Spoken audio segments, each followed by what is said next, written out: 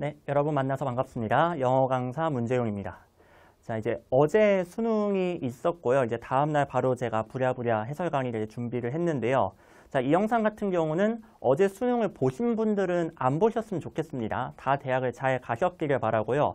이제 이 영상 같은 경우는 내년에 수능을 보실 분들을 위해서 이번 수능 어떻게 출제되었고 또 내년 수능을 대비해서 어떻게 좀 공부를 해야 되는가, 자, 그런 것들을 좀 안내하기 위한 영상이라고 보시면 돼요. 그래서 이제 이 영상하고 내년에 6월, 9월까지 해서 총 3개의 평가원 시험 해설 영상을 이제 업로드를 할 예정이고 1년 동안 이제 제가 게시를 해 놓을 거예요. 자, 일단 이제 들어가기 전에 제가 한 15문제 정도 오답률이 높은 거 위주로 이제 준비를 했거든요. 먼저 이번 수능 난이도에 대해서 말씀드리자면은 뭐 아직 정확한 통계 자료가 당연히 나오진 않았습니다만 이제 제가 보기에는 올해 9월이 굉장히 어려웠어요, 독해가. 근데 그 9월보다는 약간은 쉬웠다고 볼 수 있는 게 이번 9월 같은 경우는 정말 이제 하다못해 우리가 쉽다고 생각했던 요지 문제까지 포함해서 거의 모든 문제가 어렵게 출제가 되었어요. 근데 이번 수능 같은 경우는 킬러 문항이 분명히 있었지만 쉬운 문제도 출제되었다. 그러니까 뭐 요지 문제 쉽게 출제되었고요. 빈칸 추론도 31번 쉽게 나왔습니다, 비교적. 자, 그런 점에서 9월보다는 약간 독해 난이도가 떨어졌다고 볼 수가 있겠고요. 자, 근데 이제 문제가 뭐냐. 일단 EBS 직접 연계가 이번에 사라졌잖아요. 뭐 이거는 6월, 9월도 마찬가지긴 했는데 어쨌든 학생들이 느끼기에 그 시간에 대한 압박감이 꽤 있었을 것 같아요. 그러니까 저 같은 경우도 EBS 연계 덕을 안 보고 그냥 실력으로만 이제 풀어야 되다 보니까 시간이 굉장히 이제 빡빡했어요. 제가 풀었을 때도 거의 이제 한 40분 꽉 채워서 저는 이제 풀었고요. 50분 중에서. 자, 그 다음에 조금 더 여러분 이제 주목하셔야 될 게 어휘 난이도를 너무 단정 짓지 않으셨으면 좋겠어요. 그러니까 사실 2012년에서 2014년 수능 꽤 옛날이죠. 그때가 어휘가 정점이었을 때거든요. 그때가 진짜 어휘 난이도 진짜 정점을 찍고 최근 들어와서는 그래도 좀 쉽게 어휘를 내는 추세였다가 올해 살짝 좀 올라갔습니다. 그래서 이번에 모든 지문에서 그런 건 아닌데 일부 지문에서 보시면요, 꽤 난이도가 있는 단어들이 나왔어요. 그러니까 뭐 이를테면 fabrication, 뭐 프로벤스 이런 것들은 주석을 충분히 달아줄 만한 단어였거든요. 근데 이런 것들까지도 그냥 주석 없이 출제가 되었다라는 거 참고를 해주시면 되겠고요. 자, 이제 해설할 때 제가 좀 뭐를 강조할 거냐면은 EBS 연계가 사라진 만큼 기출이 정말 중요해졌는데, 근데 정말 기출이 전부예요. 이번에 출제된 문항들도 보시면은 진짜 모든 문제가 다 기출 문제에서 그 출처를 찾을 수가 있어요. 그러니까 예전에 비슷한 문제 이런 거 나온 적 있잖아. 이런 걸 거의 다 찾을 수가 있다라는 거죠. 자, 그 다음에 두 번째는 이제 여러분들이 본격적으로 수능 공부를 하실 거잖아요. 그럼 제일 중요한 게 뭐냐? 내신처럼 공부하시면 안 돼요. 그러니까 내신은 그냥 말 그대로 양치기. 많이 보고 많이 읽고 이제 단어 외우고 하는 것만으로도 어느 정도 성적이 나오셨을 거예요. 근데 수능은 그게 안 됩니다. 번역을 우리말로 완벽하게 하는 것도 불가능할 뿐더러 시험 범위가 정해져 있지 않잖아요. 처음 보는 지문에 모르는 단어가 분명 등장할 거고 분명 해석이 안 되는 문장이 나올 거란 말이에요. 그거를 어떻게 처리할 것인가. 그리고 산 넘어 산입니다. 만에 하나 번역을 완벽하게 했다고 해도 문제풀이가 쉽지가 않아요. 진짜 우리말 해석을 봐도 틀리는 학생들 꽤 많습니다. 자, 특히나 이번 같은 경우는 purchase, 이거 구매하다 아니에요. 그 다음에 이디엄도 뭐 관용구란 뜻으로 쓰인 거 아니고요. representation도 굉장히 어려운 뜻으로 쓰였어요. 그러니까 이런 난생 처음 보는 뜻으로 쓰이는 단어를 나왔을 때 어떻게 좀 반응을 여러분들이 해야 될까? 시험장에서 어떻게 대처해야 될까? 자, 이런 것들을 말씀을 드릴 거고요. 그 다음 이제 세 번째. 이번에 이제 독해 난이도가 또 어려웠던 것 중 하나가 여전히 매력적 오답 있죠. 그러니까 여러분들 이제 두 개의 헷갈리는 선택지 중에서 하나를 고르는 법에 대한 그 확신이 아직도 없는 것 같아요. 매력적 오답들을 보면은 사실 이거는 골라서는 안 되는 건데 아직도 참 이런 거에 많이 낚이고 있구나, 그런 걸 많이 좀 제가 느꼈거든요. 자, 그런 것들에 좀 초점을 맞춰서 설명을 드리도록 할게요. 자, 이제 들어가서 보자면요. 일단 20번을 제가 살짝 넣었습니다. 왜냐하면은 시간 단축이 중요해요. 아까도 말씀드렸듯 EBS 연계가 없어진 만큼 시간 단축을 할 수단이 이제 굉장히 많이 줄어든 거잖아요. 그러니까 이제 문제풀이 과정에서 좀 시간을 단축을 하셔야 될 텐데, 자, 이 문제에서 제가 좀 말씀드리고 싶은 테크닉이 이제 가치 판단이에요. 자, 가치 판단이 뭐냐면은 글을 읽다가 글쓴이의 가치관이 드러나는 표현이 나오면은 거기에 조금 주목을 해서 읽자라는 거예요. 그래서 이제 첫 문장 보시면 문장이 일단 꽤 깁니다. 어디에 주목을 하셔야 되겠어요? 자, mistakes에 대한 광편을 좀 해주세요. 가장 흔한 실수 중 하나래요. 자, 이 실수란 표현은 누가 한 말이냐면은 글쓴이가 쓴 표현이에요. 글쓴이가 생각하기에 이 행동은 실수라는 거예요. 그럼 이 행동을 하라는 거예요, 말라는 거예요? 말라는 거겠죠. 거기서 벌써 딱 주제가 느낌이 오셔야 돼요. 자, 좀 더 읽어볼게요. 어떤 실수냐면은 조직이 하는 실수죠. 언제? 이들이 처음 소셜미디어를 가지고 실험하는 거를 고려할 때 하는 실수 중 하나래요. 그 실수는 뭐냐? 대절인데요. 자, 이들은 too much, 너무 집중한대요. 자, too much에서 느낌 오시죠? 부정적인 뉘앙스를 느끼셔야 돼요. 소셜미디어에 너무 집중을 한다는 거예요. 이 도구에, 그리고 플랫폼에. 그리고 and가 연결하는 거는 자, 뒤에 on 나왔으니까 느낌 오셔야 돼요. on끼리 병렬 구조로 연결하는 거예요. 즉, 1번에는 너무 집중을 하고 2번에는 어때요? 너무 집중을 안 한다는 게 문제라는 거죠. 충분히 집중을 안 하는 게. 자, 뭐에 충분히 집중 안 하냐면 기업의 목표에는 충분히 집중을 하지 않는데요. 자, 이거가 글쓴이는 실수라고 말하고 있는 거니까 반대로 가면 되겠죠? 소셜미디어에는 좀 집중을 덜 하고 뭐에 더 집중을 해야 된다? 기업의 목표에 더 집중을 해라. 이게 글쓴이가 하고 싶은 말이 되겠죠. 이 정도면 되지 않겠어요? 저는 딱 이 문장 읽고서 주제가 딱 뭔지 알겠으니까 다만 이제 떨리는 시험장에서 첫 문장만 읽고서 답낼 수 있는 강심장은 별로 없겠죠. 그럼 어떻게 하면 되냐면 빠르게 스키밍을 하세요. 특히 저는 이제 마지막 부분에 좀 중점적으로 봤거든요. 자, 마지막 부분 보니까 자, 모든 것에서 목적이 성공을 이끈대요. 목적이 중요하다는 거죠. 소셜미디어의 세계에서도 다르지 않다. 목적이 아까 뭐였냐면은 아까 말씀드렸죠. 기업의 목적, 그거 말하는 거죠. 즉 소셜미디어를 활용할 때 있어서도 여전히 기업의 목적, 목표, 이게 중요하다. 다시 한번 주제를 강조해주고 있기 때문에 뭐 더 이상은 뭐 애매한 부분이 없습니다. 확정을 지어주시면 돼요. 자, 그래서 답은 몇 번이에요? 3번이죠. 소셜미디어를 활용할 때 사업의 목표를 토대로 해야 된다. 이렇게 목표, 목적을 강조하는 3번을 답으로 해주시면 되겠습니다. 2번 같은 경우는 목표를 수립해야 된다. 이제 수립해야 된다의 내용은 아니었고 소셜미디어라는 키워드도 빠졌죠. 그렇죠? 이렇게 해서 3번으로 해주시면 돼요. 자, 여기서 시간을 단축을 많이 해주셔야 돼요. 주장 문제는요. 맞췄다라고 좋아하시면 진짜가 아마추어입니다. 당연히 맞추는 거고 빠르게 정확하게 30초 안에 맞춰주셔야 돼요. 아시겠죠? 자, 그 다음 이제 21번 본격적으로 들어가 볼게요. 정답률이 34%가 나왔고 오답순위 3이라고 나왔는데 그러니까 어느새부터 21번이 약간 킬러 유형이 되어가고 있어요. 자, 근데 이제 독해 본질은 다르지 않습니다. 제가 해설할 때 이런 거 안 할 거예요. 이 유형은 이렇게 푸세요. 뭐 대입학 이렇게 푸시고 빈칸 이렇게 푸시고 그런 말 안 할 거예요. 왜? 핵심은 독해예요. 글의 내용을 정확하게 읽어나가면 어차피 답은 보이게 되어 있거든요. 자, 저는 항상 일관되게 독해를 할 겁니다. 자, 보시면 이제 첫 문장에 purchase가 되게 특이하게 쓰였죠. 설마 얘가 구매란 뜻은 아닐 거 아니에요. 과학자들은 도덕적 결정에 대한 구매가 없다? 이상하지 않아요? 그러니까 여기서 purchase는 뭔가 다른 뜻으로 쓰였겠구나 하고 추론을 하시던가 아니면 포기하던가 해주시면 돼요. 근데 다음 문장 보시면 조금 이게 감을 잡을 수가 있거든요. 자, 구문 형광펜 좀 해주시겠어요? no more에다가 체크를 해주시고요. 그리고 than에다 체크를 좀 해주세요. 자, 요거 해석하실 때 조금 주의를 해주셔야 되는 게 이 no more than은요. 이렇게 해석하시면 안 돼요. 기후과학자들은 더 자격이 있지 않다. 이렇게 하시면 안 돼요. no는 not하고 달라서요. 양쪽을 다 부정해 주셔야 됩니다. 자, 그래서 어떻게 해석할 거냐면은 기후과학자는 이러하지 않다. 그리고 마찬가지로 물리학자들도 이러하지 않다. 이렇게 해석을 할 거예요. 자, 실제로 그렇게 해석을 하는 구문이에요. 지금 뭐 구문 수업은 아니니까 제가 간단하게 설명을 드리겠습니다. 자, 그러고 나면은 이제 뭐가 보이실 거냐면 이 비동사랑 투 사이에 qualified가 생략되었구나라는 것까지 보실 수 있을 거예요. 자, 그럼 한번 해석을 해볼게요. 기후과학자는요, qualified, 자격이 없대요. 자, 노 부정 한번 한 겁니다. 자격이 없대요. 뭐 할 자격이 없냐면 건강관리 개혁에 대해서 뭔가 의견을 내, 논평을 할 그런 자격은 없대요. 그쪽 이 사람은 기후 담당이니까 뭐 보건에 관련해서 뭔가 얘기를 할 만한 거리는 별로 없다라는 거겠죠. 자, 그 다음 땐 또 한 번 부정할 겁니다. 마찬가지로 물리학자도 자격이 어때요? 있어요? 없어요? 없어요. 두 번 부정이에요. 벌의 군집의 몰락의 원인에 대해서 판단을 할 그런 자격은 없다고 합니다. 자, 무슨 말하고 싶은지 아시겠어요, 지금? 기후과학자는 기후 담당하는 사람이니까 보건에 대해서 얘기할 게 없고 물리학자는 물리학하는 사람이니까 이런 생물에 관련해서는 딱히 할 말이 없다라는 거예요. 자기 전문 분야가 있다라는 거죠. 괜찮죠? 자, 그 다음 문장에서 딱 정리를 해줍니다. 특징인데요. 전문 지식을 딱 이루는 요 특징. 어떤 특화된 분야에서요.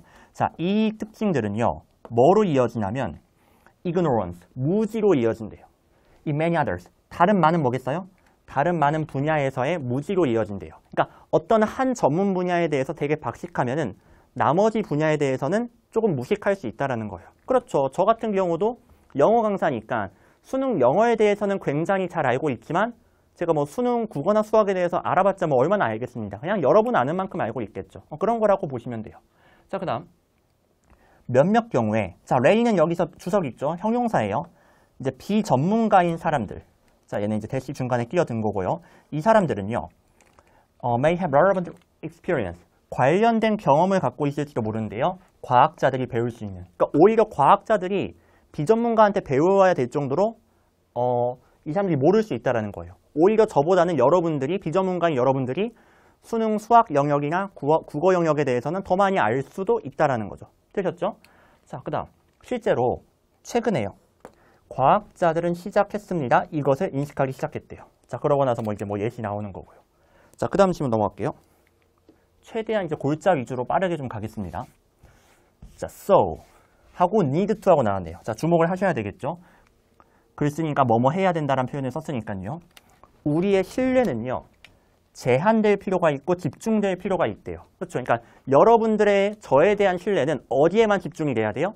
영어에만 집중이 돼야 돼요. 제가 뭐 다른 과목에 대해서 왈가왈부를 해도 여러분들은 거기에 귀를 기울일 필요는 없다는 거죠. 딱 영어에 대해서만 신뢰를 해주시면 되는 겁니다. 마찬가지인 거죠. 그래서 이것은 특별할 필요가 있다. 특정될 필요가 있다는 거예요. 자, 맹목적인 신뢰는요, 우리를 어디로 들어가게 해요?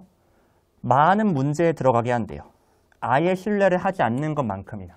그러니까 가끔 이제 학생들 중에 실제로 있어요. 제 영어 수업을 조금 좋아해 주시는 분들 중에서 쌤 수학 설명도 듣고 싶어 해서 막 수학 문제 물어보는 친구들도 있어요. 그러니까 그러면 안 된다는 거예요. 너무 맹목적으로 다 신뢰하면 안 된다는 거예요.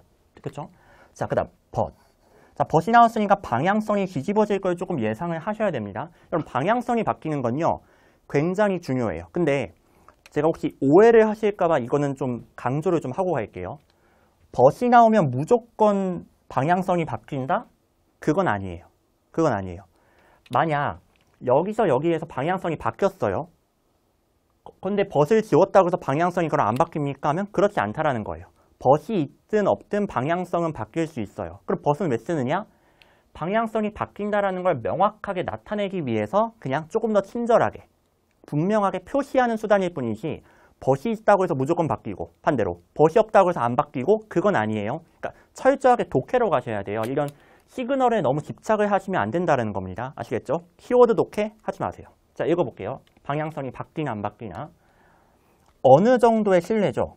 우리 어떤 지정된 전문가들. 이 전문가들은 어떤 사람들이냐면은 who have devoted their lives. 그들의 삶을 바쳤대요. 어디에? 이런 어려운 질문들에 대해서, 질문들을 분류하는데 그들의 삶을 바쳤대요. 뭐에 대한 질문이냐면 우리가 살고 있는 이 자연 세계에 대한 어려운 질문이죠. 그러니까 어떤 이제 세계에 대한 어려운 난제들을 해결하는데 평생을 바쳐온 그런 사람들, 이 사람들이 전문가라는 거예요. 이들에 대한 어느 정도의 신뢰가 없으면요, 우리는요, 마비가 된대요. 딱 부정적인 뉘앙스 느껴지시죠? 전문가들에 대해서 아까 너무 맹목적으로 신뢰하면 안 된다고 했죠. 딱 제한된 신뢰가 필요하다고 했죠. 근데 그렇다고 해서 신뢰를 하지 말아라? 그건 또 아니라는 거예요. 극단으로 가시면 안 돼요. 어느 정도의 신뢰는 있어야 돼요. 만약 이거조차 없으면 어떻게 된다? 우리는 마비가 된대요. 망한다는 거죠. 그렇죠? 자, 그리고 그러면서 우리는 어때요? 모르게 된대요. 이것을 모르게 된대요. 자, 이거 번역할 필요 없습니다. 어차피 중요한 건 문맥이니까. 제발 이거 사전적인 의미, 글자 그대로의 의미에 집착하지 마세요. 중요한 건 문맥이에요. 자, 요 밑줄 친 거가 의미하는 건 뭐예요? 우리가 전문가에게 전혀 신뢰를 보내지 않았을 때 알 수 없게 되는 지식, 그걸 말하는 거죠. 자, 그게 이제 밑줄이 의미하는 바라고 보시면 돼요.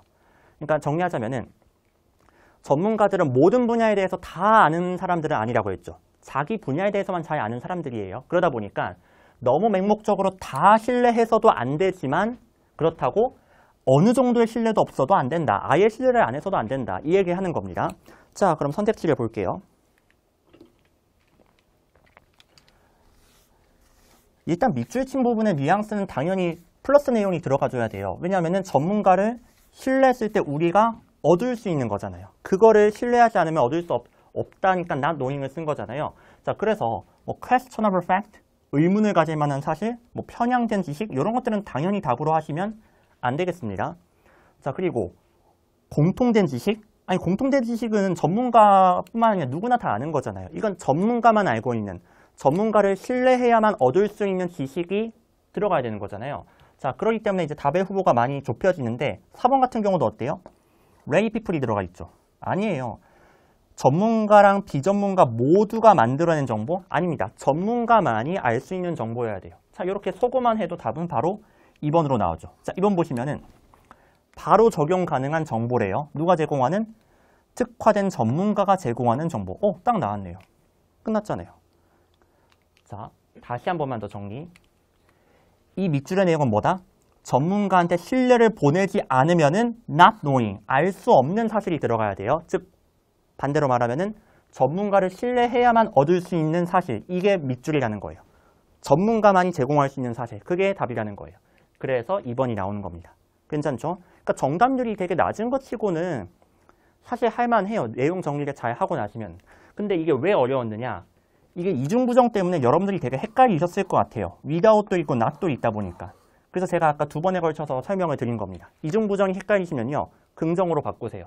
아, 전문가를 신뢰해야만 알 수 있는 사실이 여기에 들어가면 되겠구나. 이렇게 하시면 조금 정리가 되실 거예요. 자, 그 다음 문제로 넘어갈게요. 자, 24번 이제 제목 문제인데요. 그러니까 대입학 문제에서 항상 이제 킬러 문제 또는 뭐 중킬러 문제가 하나는 계속 꾸준히 출제가 되고 있는 상태예요. 자, 보시면요. 맨드라는 단어가 좀 어려울 수 있는데 그나마 좀 다행인 건 뭐예요?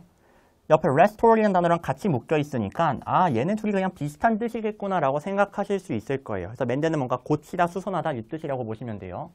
자, 어떤 사물을 고치는 것은요. 종종 요구한대요.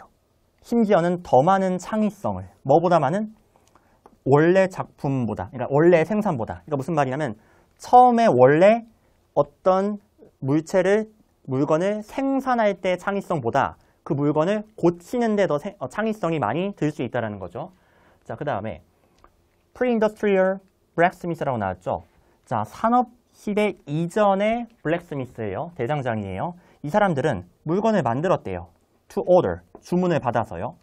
자, 사람들을 위해서인데 그들 바로 주변 사회에 있는 사람들을 위해서 뭔가 주문 제작해서 물건을 만들었다고 합니다. 자, 그러다 보니까 상품을 이제 커스터마이즈, 개인 맞춤 제작을 하고 변형을 하고 자, 그다음에 수정하고 변형을 한대요. 뭐에 따라서? according to the user, 그 사용자에 따라서요. 그러니까 요즘하고는 다르죠. 요즘은 그냥 상품을 대량 제작을 해가지고 대량 생산을 해서 살 사람 이제 사가고 상점에서 그런 시스템이었다면 이때는 그 사용자에 맞춰서 맞춤 제작을 했다라는 거예요. 산업시대 이전이니까요. 자, 이게 루틴이었대요. 그 다음 소비자들은요. 물건들을 도로 가져오곤 했대요. 만약 그것이 조금 잘못되었으면, 그러니까 뭔가 고장나거나 망가지거나 했으면 수선하러 가져왔다라는 거죠. 따라서 수선은요. extension of fabrication, 생산 제작의 연장이었다고 합니다. 즉 이때는 어땠다라는 거예요? 블랙스미스가 생산 제작도 하고 추가로 뭐까지 했다? 수선까지 했다. 수선도 여기에 연장이었다라는 거예요. 이거를 함께 했다라는 겁니다. 되셨죠? 자, 근데 산업화가 되면서 그리고 마침내 대량 생산이 되면서 여기까지가 전면고요. 눈치 하나 채주시면 너무 좋은데 앞에서는 산업화 이전이었다면 이제 뭐가 왔어요? 산업화가 도래를 했죠.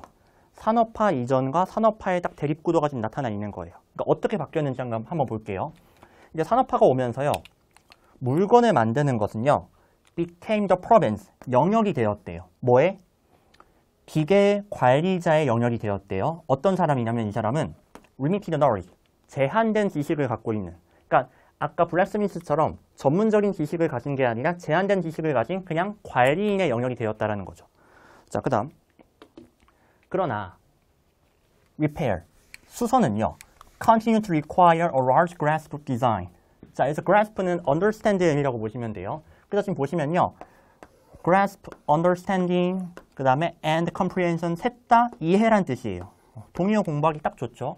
자, 뭐에 대한 이해냐면 첫 번째, 그 디자인 설계랑 재료에 대한 이해. 그 다음 두 번째, 전체에 대한 이해, 그 상품 전체요. 그리고 디자이너의 의도에 대한 이해. 이런 것들을 다 요구를 했다라는 거예요. 수선을 하려면은. 자, 그러니까 계속해서 수선은 지금 전문가의 영역이라는 거죠. 그에 비하면 생산 같은 경우는 어때요? 아까 기계 관리자의 영역이라고 했죠? 즉 비전문가의 영역이라고 보시면 돼요. 자, 이런 식으로 바뀌었다고 보시면 됩니다. 자, 그다음 좀만 더 한번 보도록 할게요. 제조자들은요, 모두 기계를 가지고서 일을 한대요. 혹은 노동의 분화에 의해서 노동을 한대요. 작업을 한대요. 그리고 and not, 뭐에 의해서가 아니라 by hand, 손에 의해서가 아니라. 딱 나왔죠. 지금 생산 같은 경우는 산업시대로 가면서 기계를 다루는 비전문가의 영역이라고 했죠. 그러니까 여기는 이제 기계의 영역이에요. 그 다음 수선은 전문가의 영역, 즉 손을 쓰는 전문가의 영역이라는 거예요. 이렇게 나눠진다는 거 아시겠나요? 자, 그래서 이 대립구도 딱 이해하시면 됩니다.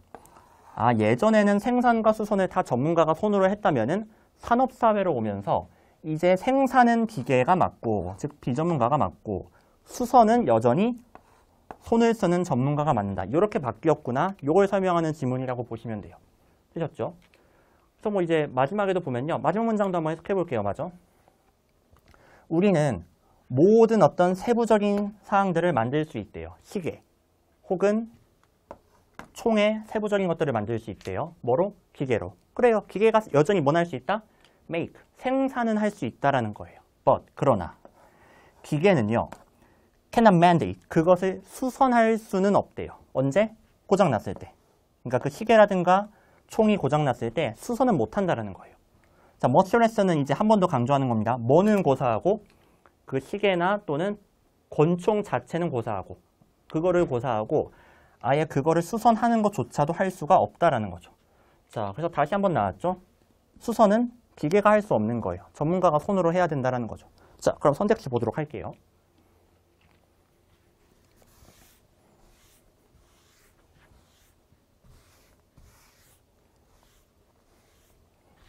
자, 1번 보시면은 그래서 art는 기술이란 뜻으로 보시면 돼요. 예술보다는. 그래서 수선하는 기술. 이거는 여전히 누구한테 남겨져 있다? 현대의 대장장이한테, 즉 전문가한테 남겨져 있다. 딱 이거죠. 예전에는 블랙스미스가 생산과 수선을 다 했더라면은 이제 현대에 와서는 수선만 전문가가 한다는 거죠. 이 영역만큼은, 이 수선의 영역만큼은 여전히 대장장이한테 남겨져 있다는 거예요. 이렇게 해서 답은 1번이 되겠습니다. 자, 괜찮죠? 뭐 이제 이거 매력적 오답으로 여러분들이 가시는 게 이제 4번이니까 4번 한번 잠깐 보도록 할게요. 자, 수선의 과정. 수선의 과정이 뭐예요? 어떤 과정으로 수선해요? 안 나왔어요. 자, 그리고 이거 아마 이것 때문에 그러신 것 같아요. Create, Modify, Transform. 그래요. 이거 나왔어요. 오케이, 인정. 어디 나왔었냐면은 그죠? 여기 뭐 Modify, Transform 요거 나왔으니까 나름 본문의 근거에서 풀었다고 생각을 하시겠죠. 근데 이 글을 쭉 읽었을 때 핵심이 뭐예요? 제가 글을 어떻게 나눴어요? 이 글의 핵심은 산업사회 이전과 이후로 어떻게 바뀌었는가. 이 수선의 영역은 여전히 전문가가 맡고 있다. 왜냐하면 굉장히 많은 지식을 필요하고 정교한 작업이니까. 이게 핵심이잖아요. 그러니까 수선의 과정 자체에 대해서 말하려는 건 아닌 거예요. 아시겠죠? 핵심 내용이 많이 빠져 있습니다. 아시겠죠? 4번 같은 경우는. 자, 이렇게 해서 24번 됐고요. 그 다음 이제 어법 문제로 넘어갈게요. 어법이요, 사실 어렵게 나왔다고 할 수는 있어요. 근데 맞추셔야 되는 이유가 뭐냐면은 이게 똑같은 문제가 출제된 적이 있어요. 그러니까 여러분들 일단 2번으로 굉장히 많이 가셨거든요. 자, 제가 비동사나 또는 do, did 같은 두류 조동사가 나온 다음에 뒤에가 비어있으면 뭐 의심하라고 했었냐면은 대동사를 의심해야 된다고 말씀드렸거든요. 이제 뭐 처음 듣는 분들도 있을 수 있으니까. 자, 보세요. 원래 비동사 뒤에는요, 얘가 있다, 존재하다라는 뜻으로 쓰이지 않는 이상은 뒤에 무슨 어가 와야 되냐면 보어가 와야 돼요. 즉 명사나 형용사가 와야 됩니다. 그 다음에 do나 did, does 같은 경우는 뒤에 뭐가 와야 되냐면 일반적으로 목적어가 와야 되죠. 뭘 하는데, 뭘 하는지 목적어가 와야 돼요. 자, 근데 만약에 이 뒤에 보어나 목적어가 안 나왔다. 그때는 뭐를 의심하셔야 되냐면은 혹시 이 비동사나 두 동사가 대동사로 쓰인 건 아닐까? 요거를 한번 의심을 해보셔야 돼요. 아시겠죠? 자, 얘도 이 뒤에가 지금 비어있으니까 대동사라는 걸 한번 체크를 해보시면 되겠죠. 자, 그럼 한번 해석을 해볼게요. 1시부터 보겠습니다. It's daughter cell. 그러니까 이제 딸 세포라는 거는 이제 자식 세포가 되겠죠. 이것은요, 엄마 세포보단 더 작대요. 그리고 except for unusual case, 되게 특이한 경우를 제외하면은 성장한대요. 언제까지 각각은? 그것이 엄마 세포만큼 커질 때까지 성장을 한다고 합니다. 자, 그럼 엄마 세포가 뭐한 것처럼 성장한다는 거예요? 엄마 세포의 크기만큼 커질 때까지 성장을 한다는 거죠. 그러니까 여기에 뭐가 생략되어 있냐면 large라는 형용사가 뒤에 보호 자리에 생략되어 있는 거예요. 괜찮나요? 엄마 세포의 크기만큼 얘네가 커질 때까지 성장한다, 이런 의미니까요. 자, 그래서 여기엔 large라는 지금 보호가 생략되어 있는 거기 때문에 비동사가 나오는 게 괜찮다고 볼 수 있겠죠. 요것까지 이제 요 정도로 일단 얘기를 드리고요. 그 다음. 그리고 참고로 3번 같은 경우는 혹시 이렇게 해서 헷갈리신 분 있으실까봐, 쌤, differentiate 삼형식 아니에요? 적지 마세요. 삼형식 아니에요? 뒤에 목적어 안 나와가지고 저는 틀린 줄 알았는데, 자, 융통성을 좀 가지셔야 돼요. 보시면요. 그러니까 예출제율은 요거예요. either에 대한 광패 내려주세요. 여러분, either 보면 뭐 예상해야 돼요? either A or B죠. or를 예상하셔야 돼요. 그 or가 얘잖아요. 자, 그러면은 이 A랑 B는 병렬 구조가 성립돼야 되거든요. 근데 보시다시피 A에도 3인칭 단수의 동사가 나왔고, S가 붙은 동사가 나왔고, B 자리에도 S 붙은 동사 두 개가 연결되어서 차에 나왔죠. 괜찮은 거예요. 그래서 differentiate는 그냥 일형식으로 쓰였기 때문에 목적어가 안 나와도 괜찮습니다. 이런 거 여러분이 융통성 있게 해야 돼요. 그러니까 동사가 얘는 무조건 3형식이야, 1형식이야 정해져 있는 게 아니에요. 이를테면은 자, this book sells well. 자, 이게 뭐라고 해석되죠? 이 책은 판다? 그럴 리는 없겠죠. 뭘 파는지 목적어도 안 나왔고. 셀이 이렇게 목적어가 안 나오고 일형식으로 쓰이면요, 얘는 팔리다라는 뜻이에요. 그래서 this book sells well 하면은 이 책은 잘 팔린다, 이렇게 해석을 해주시면 돼요. 괜찮나요? 자, 마찬가지로 우리가 흔히 타동사라고 알고 있던 셀도 이렇게 일형식으로 쓰이듯이 differentiate, 뭐 일형식으로 쓰였나 보구나, 이렇게 그냥 융통성 있게 봐주시면 돼요. 그럼 확실하게 틀린 건 뭐냐? 자, 4번을 볼게요. 자, what이 나왔을 때, 잠깐만 좀 할게요. 자, what이 나왔을 때 제가 늘 체크하라고 하던 게 이제 두 가지가 있죠. 앞에 한번 체크하시고요. 뒤에 한번 체크를 해주셔야 됩니다. 자, 그럼 앞에는 뭘 체크하셔야 되냐면 선행사 있죠. 선행사는 명사예요. 근데 이 명사가 나오면 안 돼요. 선행사가 나오면 안 됩니다. 그리고 뒤에는 뭘 체크하시냐면은 완전한 문장이 나오느냐, 불완전한 문장이 나오느냐, 이걸 체크하시면 되거든요. 자, what 같은 경우는 불완전한 문장이 나온다고 보시면 돼요. 자, 불완전하다는 건요, 명사가 하나 빠졌다는 뜻이에요. 조금 더 구체적으로 말하자면 주어나 목적어나 보어 중 하나가 빠졌다, 이 의미라고 봐주시면 돼요. 자, 요걸 한번 체크를 해볼게요. 일단 앞에 명사는 확실히 없죠. 문장 맨 처음 시작하는데 나왔으니까. 그쵸? 그럼 이제 완전 불완전 체크를 한번 해볼게요. 일단 주어는 cell metabolism하고 structure. 자, 얘가 주어가 되겠고요. 그 다음, 그럼 비동사 이형식인 거 아까도 했었죠? 그 다음 컴플렉스 보호까지 나왔네요. 완전하잖아요. 그리고 이 문장은 지금 왓절이 통째로 주어인 구조잖아요. 그 뒤에 이제 동사 나왔고, 그러니까 딱 여기까지만 체크를 하시면 되는데 완전해요. 아무리 봐도 완전해요. 그래서 틀렸어요. what이 나오려면 앞에는 선행사가 없고 뒤에는 불완전해야 돼요. 두 가지가 다 해당돼야 되는데 지금처럼 하나라도 해당되는 게 없다? 그럼 얘가 틀렸습니다. 대수로 바꿔주시면 돼요. 이렇게 해서 답은 4번이요. 이 문제가 왜 맞춰야 된다고 말씀드리냐면요, 이거랑 똑같은 문제가 나온 적이 있어요. 잠깐 보실까요? 자, 이거 2018년 시행이에요. 그러니까 2019학년도인데 2018년 9월에 시행되었던 모의고사 29번 문제입니다. 똑같죠.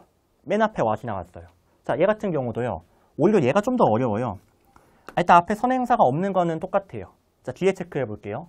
organisms 주어 있고요. starve하면 그냥 굶주리다 해서 얘는 그냥 일형식 나와도 되거든요. 그래서 얘도 완전해요. 완전해요. 그래서 what이 나올 수 없어요.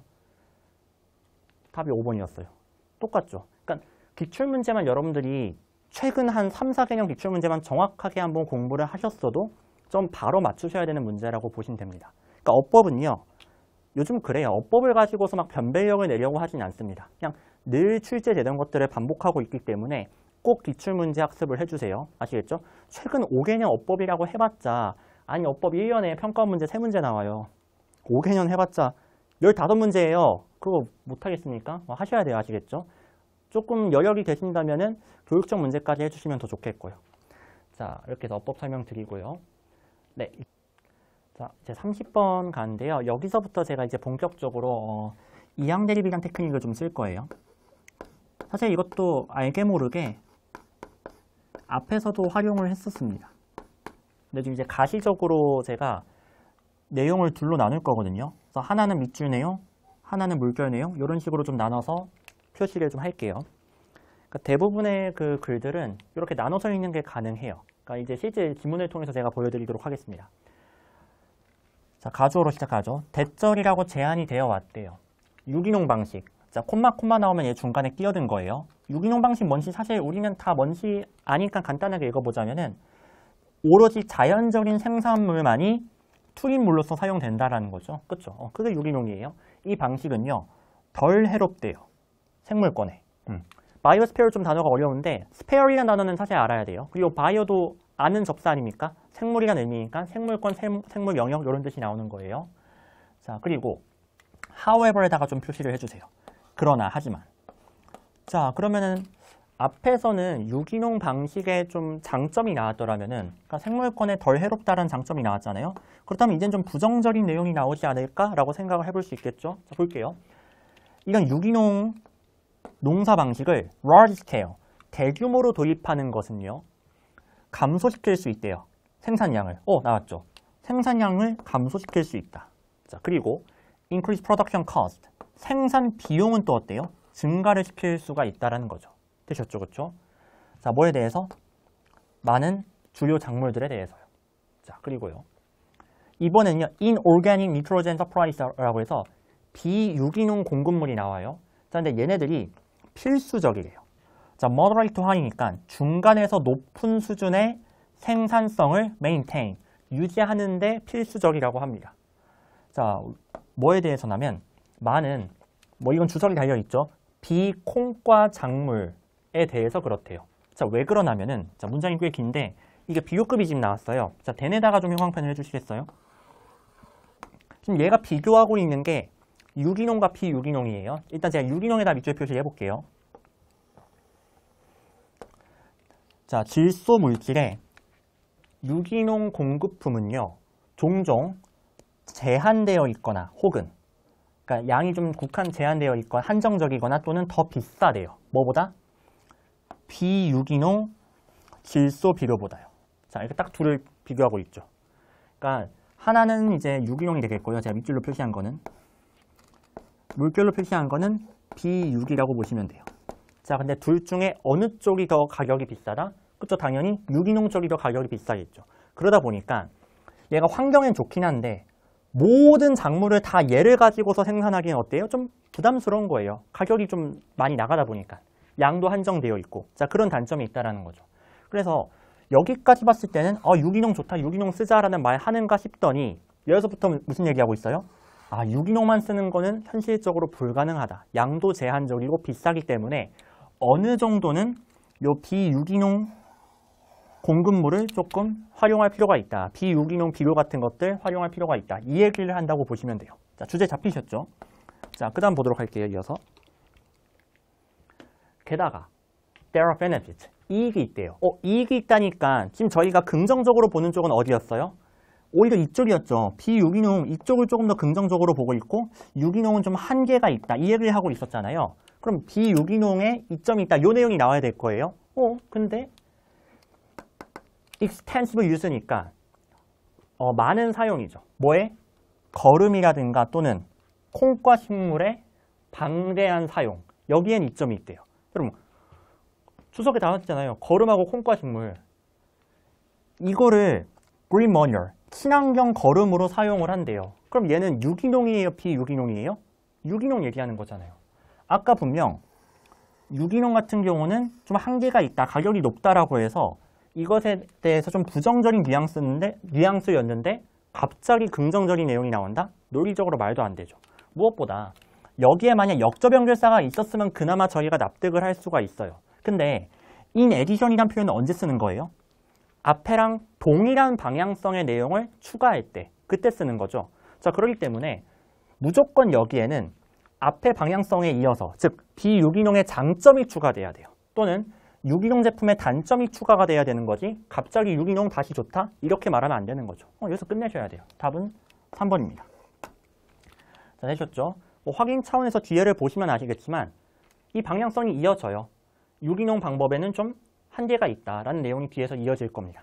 자, 근데 그러다가 마지막에 가서 사실 여기까지는 안 가셔도 돼요. 실제 시험에서는 however 해가지고 다시 한번 방향성이 바뀌기는 해요. 그렇게 해서 이 유기농 방식도 어느 정도 좀 활용할 만한 여지는 있다라고 해서 그러니까 결국 결론은 뭐냐?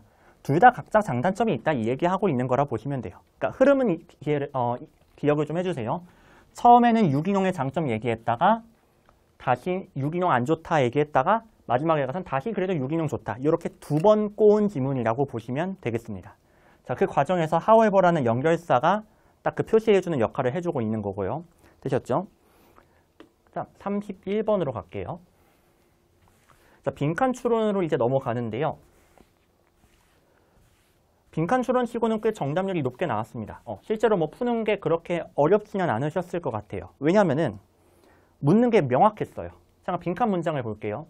참고로 저는 빈칸 문장을 꼭 먼저 봐야 된다는 입장은 아니고요. 빈칸 문장을 보고서 뭐 막 정보를 쥐잡듯이 찾자 이런 입장은 아니에요. 다만 이제 풀이의 효율성을 위해서 먼저 보자는 건데, 그러니까 여러분들은 문장을 그러니까 지문을 다 읽고서 그 다음에 빈칸 문장을 확인하셔도 상관없는 겁니다. 자, 일단은 제가 시간 단축을 위해서 빈칸 문장을 먼저 보자면은 유머를 만든 사람, 즉 유머를 하는 사람은요, 아이디어를 주입한대요. 사람들의 머리에다가. 자, 뭐를 위해서? 그 아이디어가 가져다 줄 즐거움을 위해서 그런 거래요. 자, 그 다음에 콤마 찍고 not 하고 나오면 뭐뭐가 아니라라고 해석하시면 되겠죠. 나레이 법비 구문이에요. 뭐가 아니라예요? 빈칸한 정보를 제공하기 위해서가 아니라. 그럼 빈칸에 뭐가 들어가면 돼요? 유머를 던지는 사람의 목적이 아닌 게 들어가야 되는 거죠. 아닌 거. 이거 정확하게 판단하시면 돼요. 유머를 던지는 사람은 이러한 정보를 제공하기 위해서 유머를 던진 게 아니야. 이 내용 찾아주시면 되는 거죠. 자, 그걸 생각하시면서 처음부터 글을 읽으셔도 되고, 그래도 되고, 아니면은 글을 다 읽은 다음에 내가 읽은 내용 중에서 유머의 목적이 아닌 게 뭐가 있었지 하고 찾으셔도 되고, 다 상관없어요. 이건 여러분 편하신 대로 하시면 됩니다. 자, 저는 일단 빈칸을 먼저 읽었으니까 처음부터 그 내용을 한번 찾아볼게요. 자, 처음부터 보면은 유머는요. 여러분 disengagement 단어가 좀 어렵죠. 첫 문장 근데 버리셔도 돼요. 근데 일단 해석은 해드리자면 얘가 자유나 해방이란 뜻이에요. 그래서 뭔가 현실적인 해방뿐만 아니라 지적인, 인지적인 해방 또한 포함을 한다고 합니다. 자, 무슨 말인지 모르겠죠. 어차피 다음 문장 봐야 알 수 있어요. 자, 그 다음 보면은 as long에서 뭐뭐 하는 한이란 부사절 접속사예요. 무언가가 재미있는 한, 즉 재미있기만 하다면은 우리는 for the moment 그 순간에는요 not concerned, 관심이 없대요. 뭐에 관심이 없어요? 그것이, 즉 이 재미있는 무언가가 실제인지 아니면 거짓인지, 그러니까 실제인지 허구인지 진실인지 거짓인지 여기엔 관심이 없대요. 그쵸? 그러니까 이를테면 어떤 선생님께서 수업하시다가 야, 내가 이 정도 반복했으면 칠판도 알아먹겠다. 뭐 이런 농담을 하셨어요. 그럼 거기에 대고서 칠판은 생물이 아닌데 얘가 어떻게 알아먹어요? 이러진 않잖아요. 그렇죠? 그렇게 막 진지하게 막 그렇게 따지지 않지 않습니까? 그러니까 그거 얘기하는 거예요. 재밌기만 하면은 그게 뭐 실제 맞든 틀리든 별로 그건 중요하지 않다라는 거죠. 그럼 나오지 않았어요? 유머를 던지는 목적은 재밌게 하는 게 목적이지 뭐가 목적이 아니라 실제 맞는 정보를 전달하는 게 목적이 아니라는 거죠. 끝났어요. 저는 여기서 끝났다고 봅니다. 자, 물론 그 뒤에 뭐 예시들이 이어지거든요. 근데 어차피 예시도 요거에 대한 부연 설명이에요. 이게 사실인가 아닌가 중요하지 않다라는 거예요. 그게 목적이 아니에요. 그래서 아까 인지적인 해방이 의미하는 것도 뭔지 아시겠죠? 유머를 던질 때만큼은 이게 정말 인지적으로 생각했을 때, 지적으로 생각했을 때 맞는가 틀린가? 거기로부터 자유로울 수 있다는 거죠. 그래서 뒤에 보면 뭐 시적 허용도 나오고요. 뭐 희극적 허용 이런 표현이 나와요. 그렇죠? 시적 허용 뭔지 아시죠? 말할 때 꼭 어법에 맞게, 우리말 쓰임에 맞게 던질 필요는 없다는 거잖아요. 이제 그런 것들이 나온다고 보시면 돼요. 그런 게 바로 해방이에요. 자, 그럼 선택지 보겠습니다. 답은 1번이죠. 그 정보가 정확한가 아닌가? 중요하지 않다라는 거예요. 되셨죠? 자, 근데 이 문제 풀 때 여전히 있을 겁니다. 이거 선택지 하나하나 넣어가면서 얘가 더 자연스럽나, 얘가 더 자연스럽나. 그렇게 치면 다 답인 것 같아요. 특히나 2번으로 가신 분들 꽤 많던데요. 세부적인 정보를 제공하는 것이 목적은 아니다. 넣으면 말이 되는 것 같다니까요. 여러분 생각해 보세요. 이건 범주 자체가 달라요. 그럼 세부적이면 다 진실이에요? 또 세부적이지 않으면 다 유머예요? 아니에요. 그러니까 세부적이냐 아니냐는 이게 진실인가 아닌가 혹은 유머가 목적인가 정보 전달이 목적인가 이거랑 그냥 상관이 없어요. 그러니까 이거는 그냥 잘못 잡으신 거라 보시면 돼요. 디테일이란 말이 쓰이긴 했지만 범주를 잘못 착각하셨다. 이렇게 생각을 해주시면 됩니다. 자, 그 다음 32번으로 갈게요. 자, 이제부터는 좀 긴장하셔야 됩니다. 자, 근데 빈칸을 보시면은 딱 아시겠지만 참 이번 시험에 많이 나오지 않았나요? 이 구조가? 나론니 버지예요. 이제 얼소가 생략이 된 거죠. 그래서 나레이버비 구조가 굉장히 많이 나왔어요. 이번 시험에도. 그러니까 이거를 처음 보는 분은 없으실 거예요. 근데 잘 활용을 하셔야 되겠죠. 자, 보겠습니다. 뉴스는요. 특히나 텔레비전에서 이제 방영되는 형태의 뉴스를 말하는 거죠. 그 뉴스는요. 구성된대요. 뭐뿐만 아니라 주제 또는 이야기의 선택에 의해서 뿐만 아니라 또한 빈칸에 의해서 구성이 된대요. 그러니까 뉴스를 구성하는 건 무엇인가? 그 핵심을 찾으면 되겠죠. 자, 보겠습니다. 프레젠테이션 스타일은요. 여기서 서브젝트는 형용사니까 종속되다예요. 뭐에 종속이 되어 있냐면 빈장에 종속이 되어 있대요. 그 다음 비트윈이 나왔죠. 여러분, 비트윈 하면 뒤에 뭐가 나와요 보통? A and B가 나오죠. 빨리 표시하세요. between A and B죠. 거기에다가 심지어 자, 형광펜 해주세요.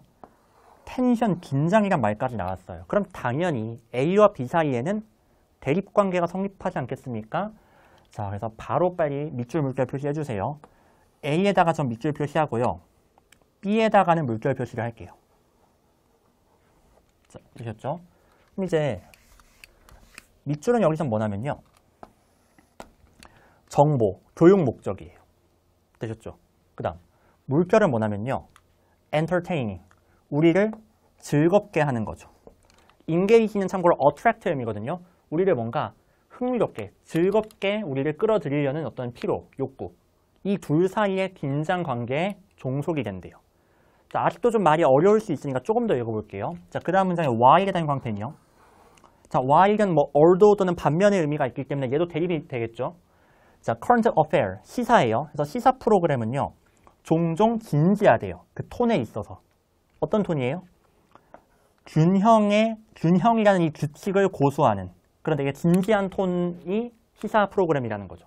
자, 그런 반면에 보다 대중적인 프로그램은 어때요? 친근하고 좀 가벼운 이디엄. 여기서는 문맥상 표현 방식을 나타내요. 좀 더 친근하고 가벼운 표현 방식을 adopt, 채택을 한대요. 자, 이 안에서 we are invited, 우리는 초대가 됩니다. 뭐 하도록? 영향력인데 그 특정한 뉴스 항목의 영향력을 고려한대요. 뭐로부터? 그냥 평균적인, 길가에 있는 그냥 어디에서나 볼 수 있는 평범한 사람의 관점으로부터. 자, 딱 대립되는 거 보이시죠? 처음에 나온 시사 프로그램, 얘가 밑줄 방향성이라는 거 아시겠죠? 얘는요, 정보나 교육 목적인 거예요. 자, 그러다 보니까 여기죠. 얘는 되게 진지해요. 반면에 좀 대중적인 프로그램들은 어때요? 얘들은 조금 친근해요. 좀 가벼워요. 자, 이렇게 표시해 주시면 됩니다. 자, 이쯤 되면 좀 느낌 오시죠? 여기서만 이 문장만 봐서는 좀 느낌 안 오셨을 수 있어요. 좀 표현이 어려우니까. 여기까지 가면 느낌 오셨을 것 같아요. 그렇지 않나요? 수업 같은 경우도 이제 강사들 같은 경우도 물론 이제 뭐 흑백으로 딱 나눌 수는 없고 이게 비율의 차이가 있긴 하겠지만 되게 진지하게 농담 한마디 없이 그냥 수업에만 되게 집중하시는 분들도 계시고 한편으로는 조금 학생들을 많이 웃기고 즐겁게 하는데 좀 집중을 하시는 분도 계시잖아요. 약간 그런 거라 보시면 돼요. 프로그램도 정말 진지하게 정보 전달에만 집중을 할 것이냐 아니면은 좀 재미있게 친근하게 전달을 할 것이냐 이 대립이 나타나 있다고 보시면 돼요. 딱 정리되셨죠? 그렇죠? 빈칸에 들어갈 거 결국 내용적인 거 말고 뭐에 지금 집중을 하고 있는 거예요? 전달하는 방식, 얼마나 재미있게 흥미롭게 전달하는가. 그 내용이 들어가면 될 거라는 거 좀 느낌 오실 겁니다. 자, 어려운 문제니까 조금 더 읽어볼게요. Indeed, 실제로요. Contemporary news construction. 자, 오늘날 현대 뉴스 구성은요. has come to rely on. 의존하게 됐대요. 증가된 사용에 의존하게 됐대요. 즉, 증가된 사용에 의존했다? 더 많이 사용하게 됐다는 거죠. 자, 뭐를 더 많이 사용하게 됐냐면 더 빠른 편집 속도. 그렇죠. 편집이 좀 빨라졌어요. 그리고 flashier, 화려한 표현 스타일. 이런 거에 조금 더 사용을 많이 하게 됐대요. 뭐 그 뒤에는 예시니까 뭐 다 굳이 안 읽으셔도 되겠죠. 뭐 이를테면 뭐 비주얼 컷 이런 거는 여러분들 뭐 들어보셨을 수도 있는데 사운드 바이트. 야, 요거는 약간 이제 문구나 슬로건 이런 뜻인데 이런 단어를 어떻게 외우고 있겠습니까? 그냥 예시예요. 표현 스타일에 대한 예시라고 보시면 돼요. 그래서 다시 한번 나왔죠. 오늘날의 뉴스는 단지 그냥 내용을 충실하게 전달하는 거 거기에만 집중하는 게 아니라 어떻게 조금 더 재미있게, 다채롭게, 화려하게 전달할 수 있을까? 여기에 좀 더 초점을 둔다는 거죠. 그러니까 여기서 재미라는 거는 다시 말하자면 전달 방식을 말한다고 보시면 돼요. 어떻게 전달하는가? 여기에도 조금 더 중점을 둔다라는 겁니다. 이 정도면은 충분히 되셨을 것 같아요. 한번 선택지 확인을 해보겠습니다. 그래서 이거 오답들 보면은 1번, 2번으로 엄청 많이 가셨는데요. 잘 생각해 보세요. 1번 일단 해석해 보면은 그래 뭐 단어를 몰랐으면 차라리 이해를 할게요. 근데 단어를 안다고 쳤을 때 coordination 하면 얘가 협응 조화 뭐 이런 뜻이거든요. 전통적인 어떤 전시 기술과의 협응 조화? 아니 전통적인 전시 기술이 어디 나왔어요? 그러니까 제발 본문에 없는 것 좀 답치지 마세요. 게다가 이 약간 재미를 추구하고 화려하게 막 표현하는 거 이거는 오늘날 뉴스의 특징이지 전통적인 게 아니잖아요. 그렇죠? 그러니까 어느 쪽으로 가든 이건 나올 수가 없습니다. 그다음 2번이요. 최신 이슈에 대한 신속하고 완전한 보도. 좀 빠르게 보도하자 이거였어요? 속도의 문제였어요? 아니었잖아요. 빠르냐 느리냐 그게 아니라 얼마나 화려하고 또는 재미있게 뭔가 흥미롭게 전달하느냐 이 문제였잖아요. 2번 전혀 아니에요. 그 다음 그럼 이제 빠르게 좀 찾아볼게요. 5번 봅시다. 여러분들이 왜 5번을 가기 힘들었느냐? 이번 수능 시험에 어드레스가 2번 나왔거든요. 둘 다 주소가 아니었어요. 주소 말고 무슨 뜻이 있냐면 얘가 어떤 문제를 대처하다, 뭐 다루다 이런 뜻이 있습니다. 그게 23번에 나왔고요. 여기서 뭐냐? 여러분 어드레스가 연설하다라는 뜻이 있어요. 연설하다 또는 뭐 말을 걸다. 여기서 명사니까 그냥 뭔가 말을 건냄, 전달 뭐 이 정도가 되겠죠. 뭐든 아시죠? 방법 양식이에요. 즉 전달 방식이에요. 이디엄도 전달 방식이에요. 그러니까 뭔가 언어적이고 시각적인 전달 방식. 이거 말하는 거잖아요. 여기에 뉴스가 조금 더 초점을 두게 되었다는 거죠. 답은 5번이 되겠습니다. 전달 방식에 대한 거는 5번밖에 안 나왔어요. 자, 생각보다 별거 아니죠. 그러니까 어떻게 제가 이 문제 풀었어요? 왜 쉽게 풀린 거예요? 대립되는 걸 찾았잖아요. 딱 처음에 여기서 텐션 비트윈이 나왔을 때 둘이 대립되겠구나. while 나왔을 때 둘이 대립되는구나. 이거를 딱 파악을 하고 나니까 여기에 초점을 맞추면 되겠네라는 게 바로 보이신다라는 거예요. 아시겠죠? 자, 그 다음 33번으로 넘어갈게요. 오답률 6위.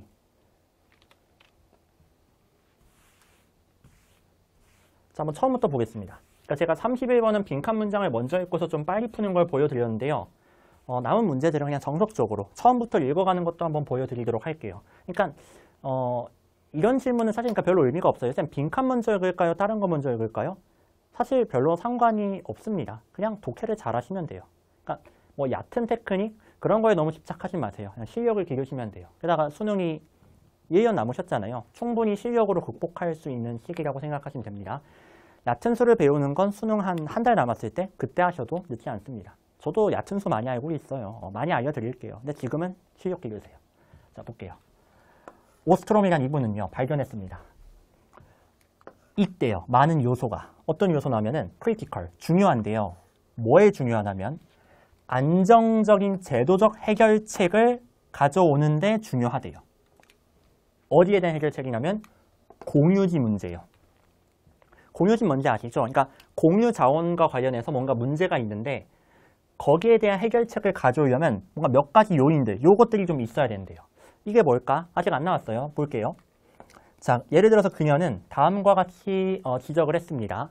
그러면 액터 갑자기 배우 이러지 맙시다. 그냥 사회 구성원이나 행위자를 말하는 거예요. 자, 그래서 이제 행위자 구성원은요. 어떤 구성원이냐면 규칙에 의해서 영향을 받는데요. 무슨 규칙? 그 자원의 사용과 관리에 대한 규칙이 되겠죠. 그러니까 이를테면 공유자원, 공유재가 있다고 합시다.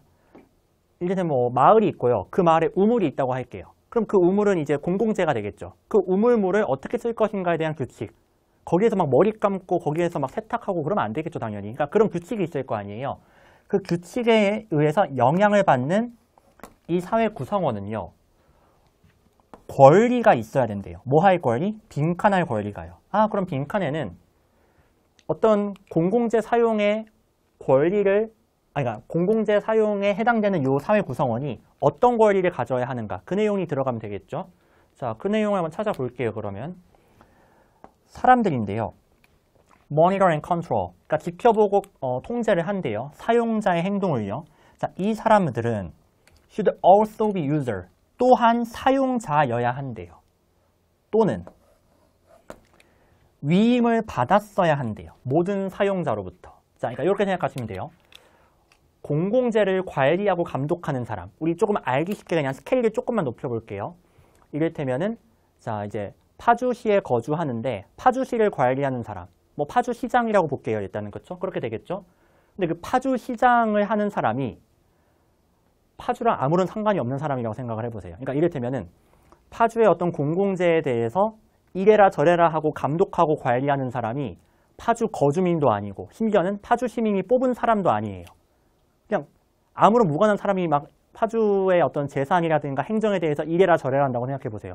말도 안 되겠죠. 그 얘기예요. 어떤 그 공공재의 사용을 관리하는 사람은요. 적어도 그 사용자여야 된다는 거예요. 같이 사용하는 사람이거나 아니면 사용자가 권력을 위임했거나 당신이 관리하세요라고 인정을 했거나 그런 사람이 관리를 해야 된다는 거죠. 좀 뭐 납득할 만한 내용이죠. 그 다음 이것은 중요한 통찰입니다. 자, 왜냐하면요. 이 shows, 그것은 보여주기 때문에 그렇대요. 자, 전망이 좀 어둡대요. 뭐에 대한 전망이냐면 중앙적으로 뭔가 지시되는 해결책, 그 공유지의 문제에 대해서 중앙적으로 지시된 해결책은 전망이 어둡대요. 그리고 이 해결책은요. coming from a state power, 국가의 권력으로부터 왔다라는 거죠. 자, 그리고 이거는요. in comparison, 형광펜 비교라고 나왔잖아요. 당연히 대립되겠죠. 뭐랑 비교해서 나면은 지역적인 해결책이에요. 이 해결책에 대해서 사용자들은요. assuming 여기선 책임을 맡다라는 뜻이에요. 개인적인 책임을 맡습니다. 자, 지금 비교된다라고 했는데 뭐가 비교되고 있죠? 정확히? 정리 한번 해볼게요. 또 한번 표시를 해보자면은 앞에 나온 이 해결책은요. 중앙에서 지시를 한 해결책이에요. 국가 같은 권력에서요. 자, 이거랑 비교되는 거는 지역적인 해결책이죠. 여기서는 중앙정부가 아니라 각각 개개인의 사용자가 책임을 지는 거라고 했죠. 자, 느낌 딱 오시나요? 또 한 번 나왔습니다. 개인과 집단의 대립인 거예요. 중앙정부에서의 일방적인 통제 관리냐 아니면 지방에서 각 개개인들이 자율적으로 책임을 맡느냐 이렇게 지금 대립이 되고 있다는 거 알 수 있겠죠. 자, 이 중에서 글쓴이가 선호하는 건 당연히 어느 쪽이에요? 자, 이쪽이 되겠죠. 사용자는 왜냐하면 여기에 포함되어 있잖아요. 사용자가 여기 포함이 되어 있어야 돼요. 중앙정부는 자기네가 공공재 사용하지도 않으면서 얘네가 이래라 저래라 할 수 없다라는 거예요. 적어도 그 사용을 하고 있거나 또는 사용자의 권력을 받은 담당자, 지방의 담당자가 그 관리를 해야 된다는 거죠. 자, 그 다음이요. 자, 오스트롬은요, 또한 강조합니다. 중요성을요. 나왔네요. 민주적인 결정이죠. 당연히 물결이죠. 민주적 결정 과정의 중요성을 강조를 한대요. 그 다음 조금 문법적으로 특이한 게 나왔는데요. 이 and가 연결하는 게 뭐냐? 일단 바로 뒤에 대절이 되겠죠. 자, 여러분 대절은 여기서 명사절이에요. 그러다 보니까 명사끼리 연결을 할 수 있거든요. 자, 1번은 importance가 되겠습니다. 약간 특이한 게 명사랑 명사끼리 연결한 건 맞거든요. 그래서 병렬 구조가 성립은 되는데 그냥 명사랑 명사절을 연결하는 패턴 되게 드물어요. 근데 이런 문장도 나온다는 거 가볍게 좀 봐주시면 괜찮을 것 같고요. 그러니까 다시 정리하자면 오스트럼은 1번과 2번을 강조했다라는 거예요. 1번은 민주적인 결정 과정의 중요성이고요. 2번은 모든 사용자가 접근 권한을 받아야 한다라는 거죠. 뭐에 대한 접근 권한이냐면 그 지역의 장이죠. 뭐 하기 위한 장이냐면은 문제랑 갈등을 해결하는 거예요. 그들 사이에서의. 자, 그러니까 무슨 말이에요? 공공재 사용과 관련해서 문제나 갈등이 생겼어요. 그 해결을 하는데 거기에 사는 모든 사용자들이 거기에 참여할 수 있어야 된다는 거예요. 배제되면 안 된다는 거죠. 다시 한번 나왔다는 거 아시겠죠? 문제 해결은 그 사용자들이, 그 지방에 사는 사용자들이 하는 거지 외부인이 이래라 저래라 하는 게 아니다. 이게 다시 한번 반복이 된 겁니다. 자, 요 정도 반복됐으면 충분히 이제는 답의 근거를 확신할 수 있을 것 같으니까요. 자, 한번 빈칸 문장 다시 한번 보시고 선택지 갈게요. 결국 이 권리는 무슨 권리겠어요? 자, 행위자는 자신이 사용하는 공공재에 대한 뭔가 결정을 내릴 권리가 있어야 된다는 거죠. 자, 그 내용을 찾아보시면 돼요. 그러니까 아까 나왔던 걸로 치면은 요거 이 공공의 장, 문제 해결의 장에 접근할 수 있는 권리 또는 뭔가 결정을 할 수 있는 권리 그게 들어가 주시면 돼요. 자, 그거 볼게요. Participate in decision. 결정에 참여하는 거죠. 그 규칙을 바꾸는 결정에. 괜찮지 않나요, 일단? 결정에 참여한다는 내용이 차에 나왔잖아요. 일단 1번 괜찮아 보이고요. 그 다음 2번. 이거로 되게 많이 갔어요. 왜냐면은 그 자원에 대한 개인의 소유권을 주장하다. 일단 개인을 강조하고 있으니까 조금 매력적으로 보이셨을 것 같아요. 자, 그럼 어떻게 하시면 되냐, 이런 경우에는. 일단 둘 다 지방의 사용자 개개인들이 참여를 하고 있는 상황인 거는 맞는 것 같아요. 방향성은 약간 비슷해요. 근데 잘 생각해 보세요. 지금 저희가 다루는 문제는 뭐의 문제였냐면은 공공재의 문제였죠. 공공재랑 관련된 거였잖아요. 공공재가 개인이 소유하는 겁니까? 아니에요. 이건 근본적으로 아예 전제 자체를 파괴한 거예요. 개인이 소유하느냐 마느냐 그 문제가 아니에요. 공공재를 어떻게 잘 쓰느냐 그 문제인 거죠. 그러니까 2번은요. 너무 방향성에 약간 치중을 해서 가장 기초적인 어떤 전제를 좀 놓치지 않을까? 좀 그걸 좀 생각해 보시면 됩니다. 그러니까 너무 방향성 막 플러스 마이너스로 나누는 거에만 집착해서도 안 된다는 거예요. 자, 그래서 둘 중 하나를 고르면 당연히 1번을 고르는 게 맞겠죠. 괜찮죠? 자, 이거 말고 또 뭐 헷갈리신 게 있으셨을까요? 잠깐 볼게요. 네, 2번으로 일단 제일 많이 가셨으니까 일단 이 정도 설명드리면 될 것 같아요. 그렇죠? 자, 그래서 이제 사용자의 참여. 즉 결정에 대한 참여, 딱 1번이 가장 적절하다고 보시면 되겠습니다. 다른 것들은 그런 참여에 대한 내용은 아니니까요. 헷갈릴 만한 여지는 없었다고 봐요. 자, 그 다음 이제 마지막 빈칸 추론. 저 오답률 1위예요. 이 오답률 1위가 사실 공동 1위거든요. 그러니까 메가스터디 기준으로 했을 때 34번하고 38번이 둘이가 공동 1위였는데요. 뭐 EBS는 34번이 더 오답률이 높다라고 나왔는데 또 메가스터디 1등급 오답률은 38번이 더 높기도 했고, 그러니까 둘이 일단 비슷비슷한 것 같아요.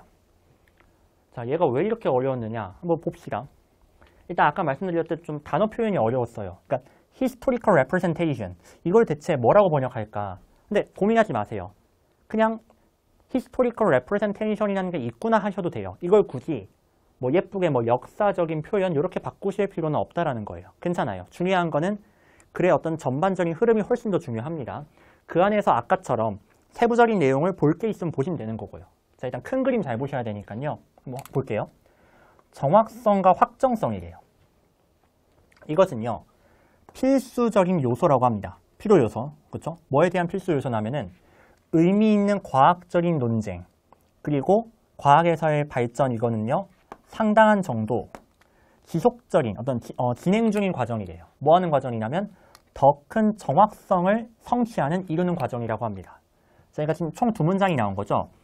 과학적인 논쟁에 있어서는 정확성과 확정성 이게 중요하다고 했고요. 그리고 과학이란 건 뭐다?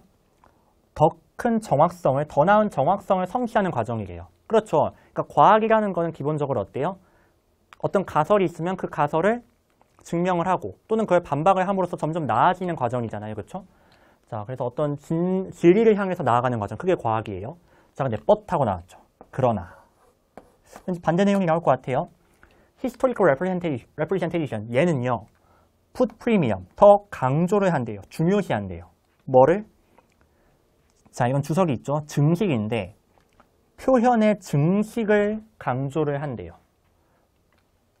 콤마하고 난 나왔으니까 뭐를 강조하는 게 아니라 refinement. refinement는 뭔가 정제하고 개선하는 거예요. 하나의 표현을 개선하는 게 아니라. 그러니까 과학은요. 어떤 정확성을 향해서 점점 나아가는 거라고 했잖아요. 근데 역사적 표현 같은 경우는 그런 하나의 표현을 정제하고 가다듬는 거에 집중하는 게 아니라 그 표현 자체를 증식하는 거, 표현 자체를 늘리는 거, 이게 중요하다는 거죠. 역사적인 표현에서는요. 자, 그 다음에 on the production of an ever more varied set. 자, 다시 한번 나왔죠. 훨씬 더 다양한 표현들의 생산, 여기에 집중을 한다는 거예요. 괜찮나요? 자, 그러면은 여기까지 읽었을 때 다시 한번 밑줄 물결로 한번 표시를 해볼게요. 대립되는 두 종류가 나왔죠. 자, 하나는 뭐였냐면은 과학이었어요. 자, 그 다음 또 하나는 역사였는데 과학 같은 경우는 하나의 어떤 정확성을 추구하는 거였다면은 역사 같은 경우는 다양한 표현을 추구한다. 이렇게 지금 나왔다고 보시면 되겠죠. 자, 조금만 더 읽어볼게요. 이걸 정리하기 전에. 역사적인 통찰력은요. 뭐가 아니라 지속적인 좁히는 과정이 아니라 뭐에 대한?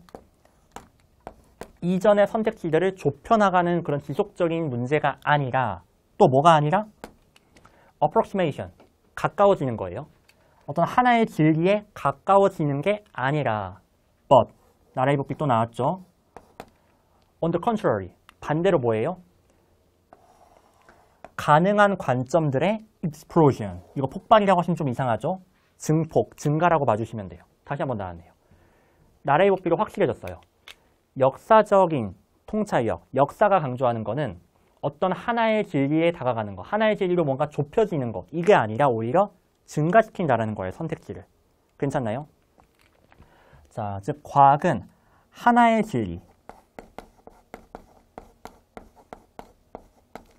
이거를 추구하는 게 과학이라면 역사는 반대로 하나의 진리로 좁혀지는 게 아니라 오히려 선택지를 증가시키는 거라는 거죠. 그래서 관점의 증가라고 그냥 할게요. 관점의 또는 다양화라고 해도 되겠죠.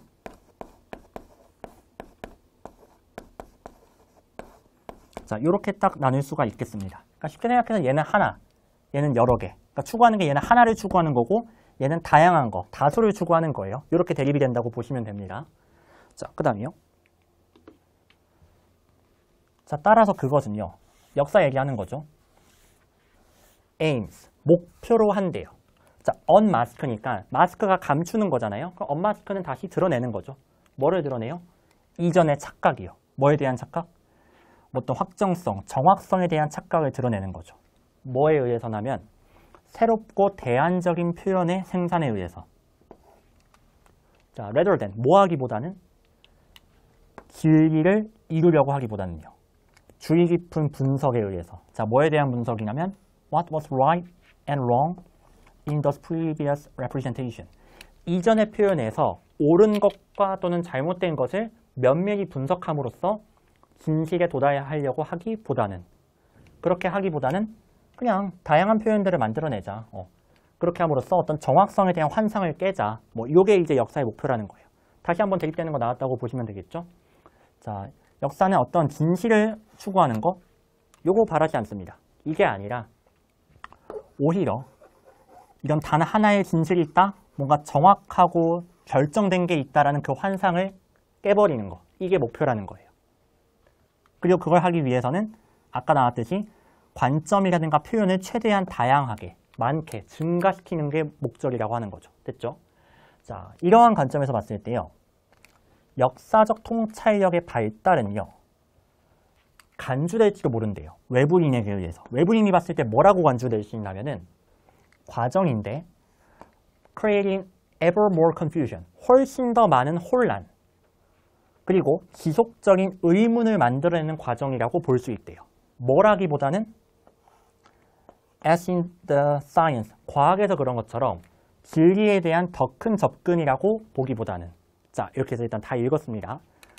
굉장히 어렵죠. 오답률 1위 할 만하죠. 그러니까 호흡이 너무 길고 내용들이 되게 추상적이에요. 그럼 여기서 여러분들이 좀 비빌 수 있는 거는 일단 과학과 역사의 대립구도 잡은 거 여기서 일단 반 끝난 거고요.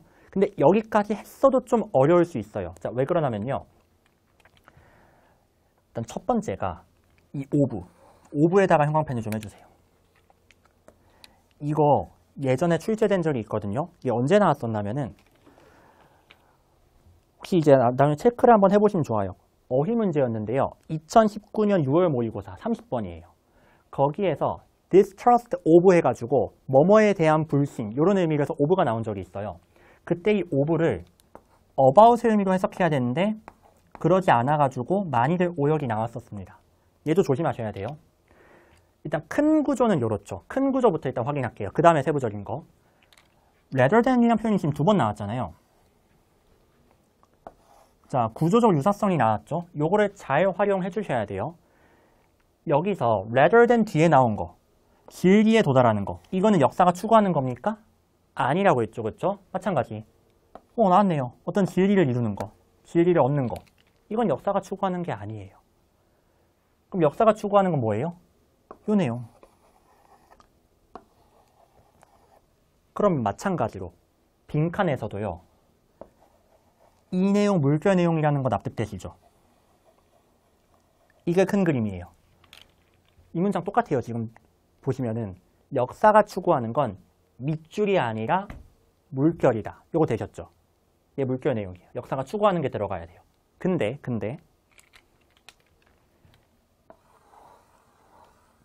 이 빈칸에 대한 의문을 품는 것이 역사가 추구하는 거래요.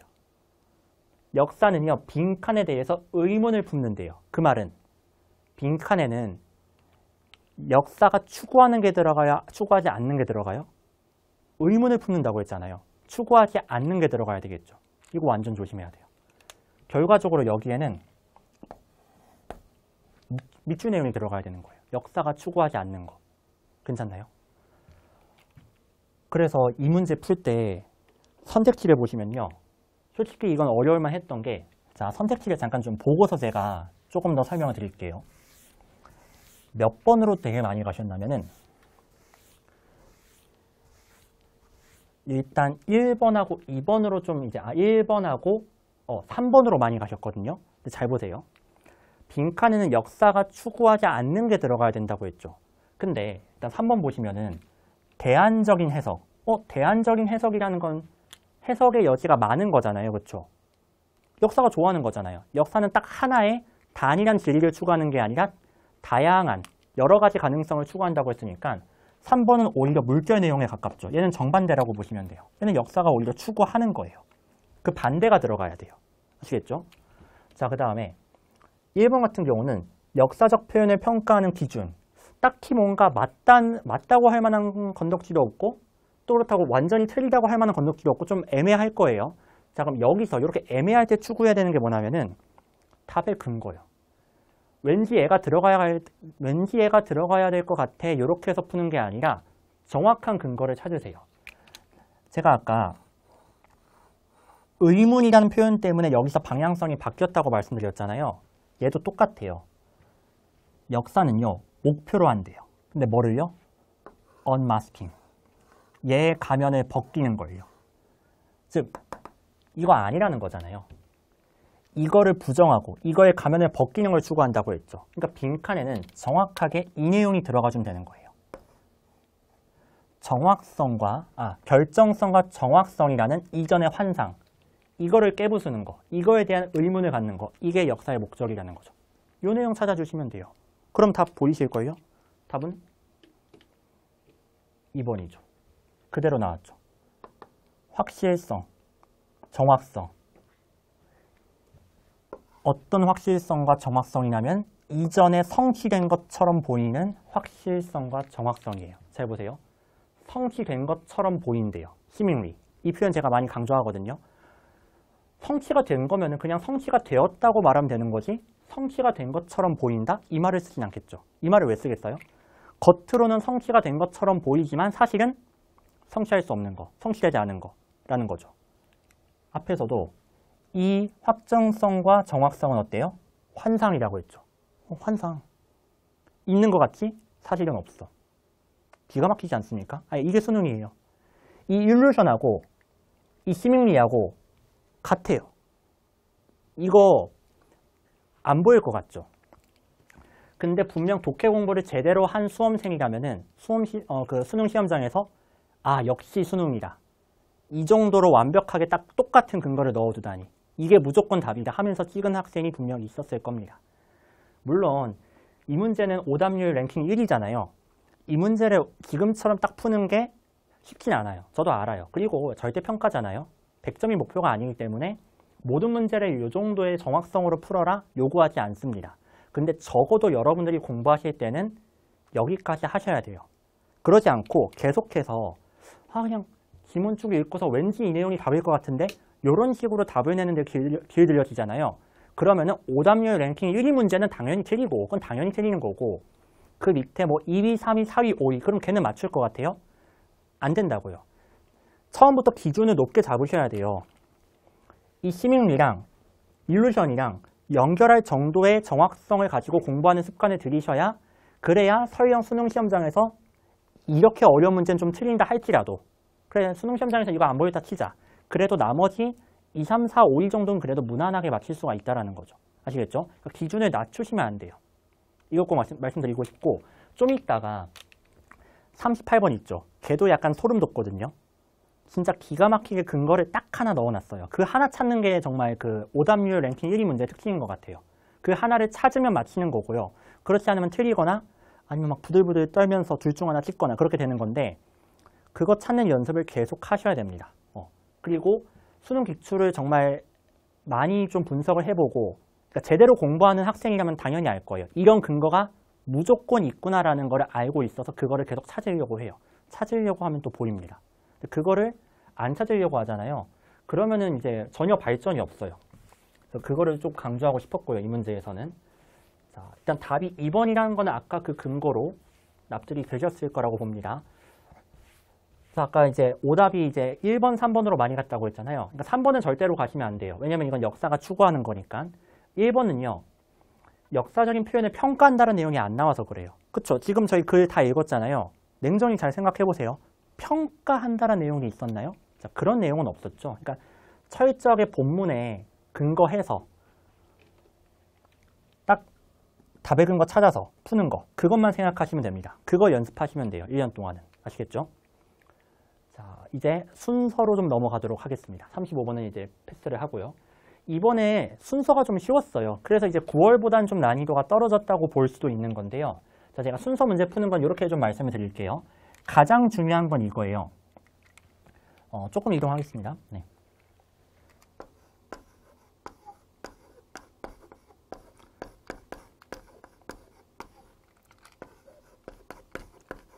동일한 내용끼리 연결을 해주는 거. 이게 제일 중요해요. 이게 무슨 말이냐면은 글을 쓸 때 이 순서 배열 문제가 묻는 거는 글의 통일성이거든요. 통일성과 일관성. 그러니까 통일성이라는 거는 이 얘기했다 저 얘기했다가 하면 안 돼요. 딱 할 얘기하고 그러니까 A란 얘기 했으면 A 얘기가 끝나고 다음 B라는 얘기로 넘어가야 된다는 거죠. 그래서 제가 이제 예시로 많이 드는 게 뭐냐면은 자 순서 배열 문제니까 일단 A, B, C가 이렇게 있다고 할게요. A에서 고양이 얘기가 나오다가 자 강아지 얘기가 나왔다고 할게요. B에서는요. 고양이 얘기만 해요. C에서는요. 강아지 얘기만 한다고 합시다. 뭐 주어진 문장도 있겠죠. 자 이렇게 했을 때 어떻게 풀어주시면 되느냐. 고양이에 대한 내용을 제가 밑줄이라고 할게요. 강아지 내용을 제가 물결로 표시를 해볼게요. 그럼 밑줄 내용과 물결 내용끼리 연결을 해주시면 돼요. 그럼 지금 흐름이 어떻게 된 거냐면은 고양이 내용에서 강아지 내용으로 전환이 되고 있잖아요. 그러니까 뭐가 먼저 나와야 되겠어요? 고양이 내용이 제일 먼저 나와줘야 되겠죠. 즉 고양이 내용이 B에서 제일 먼저 나오고 A에서 밑줄에서 물결로 바뀌고 그 다음에 마지막 강아지 내용으로 마무리된다. 이렇게 B, A, C가 순서가 되겠죠. 이게 순서 배열 문제 푸는 가장 기본 원리예요. 동일한 내용끼리 연결을 해주시면 됩니다. 자 거기에 추가로 여러분들이 활용을 해주시면 되는 게 명시적 단서예요. 자 단서라고 하면은 이를테면 뭐 대명사라든가 지시사 같은 것들을 말한다고 보시면 돼요. 자 바로 예로 들어볼게요. A 보시면은 such green taxis 하고 나왔죠? 여기다 형광펜. 그럼 such는 그러한이죠. 그러한 친환경 세금이라고 나왔잖아요. 그럼 앞에 뭐가 나와야 돼요? 친환경 세금이 나와야 되겠죠. 요거 활용하자는 거예요. 자 그럼 주어진 문장에 한번 친환경 세금이 나왔나 한번 보겠습니다. 시장 반응 모델에 따르면요. 자, 시장 반응 모델이 뭘까? 궁금해하지 마세요. 저도 몰라요. 자, 이거에 따르면요. 강조 구문이에요. 127에다 괄호 치시면요. 딱 얘가 주어고 얘가 동사인 게 보이실 거예요. 증가하는 가격은 drive providers. 자, 여기서 drive는 운전하다 당연히 아니겠죠. 뭔가 사역동사 make처럼 뭐뭐 하게 하다. 뭐뭐 하도록 이끌다 이런 뜻이에요. 그러니까 얘 오형식이에요. 그러니까 뒤에 providers가 목적어고 그 뒤에 투동사가 무슨 어가 되겠어요? 보어가 되겠죠. 그러니까 지금 보면 구조가 다 이래요. 병렬 구조인데 innovators 목적어 나오고 투동사 나오고 consumers 목적어 나오고 보어 나오고 and alternatives 나오고 보어 나오고 딱 요 구조예요. 자, 해석해 볼게요. 증가한 가격은요.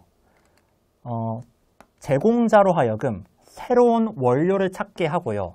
혁신가로 하여금 대체를 하게 하고요.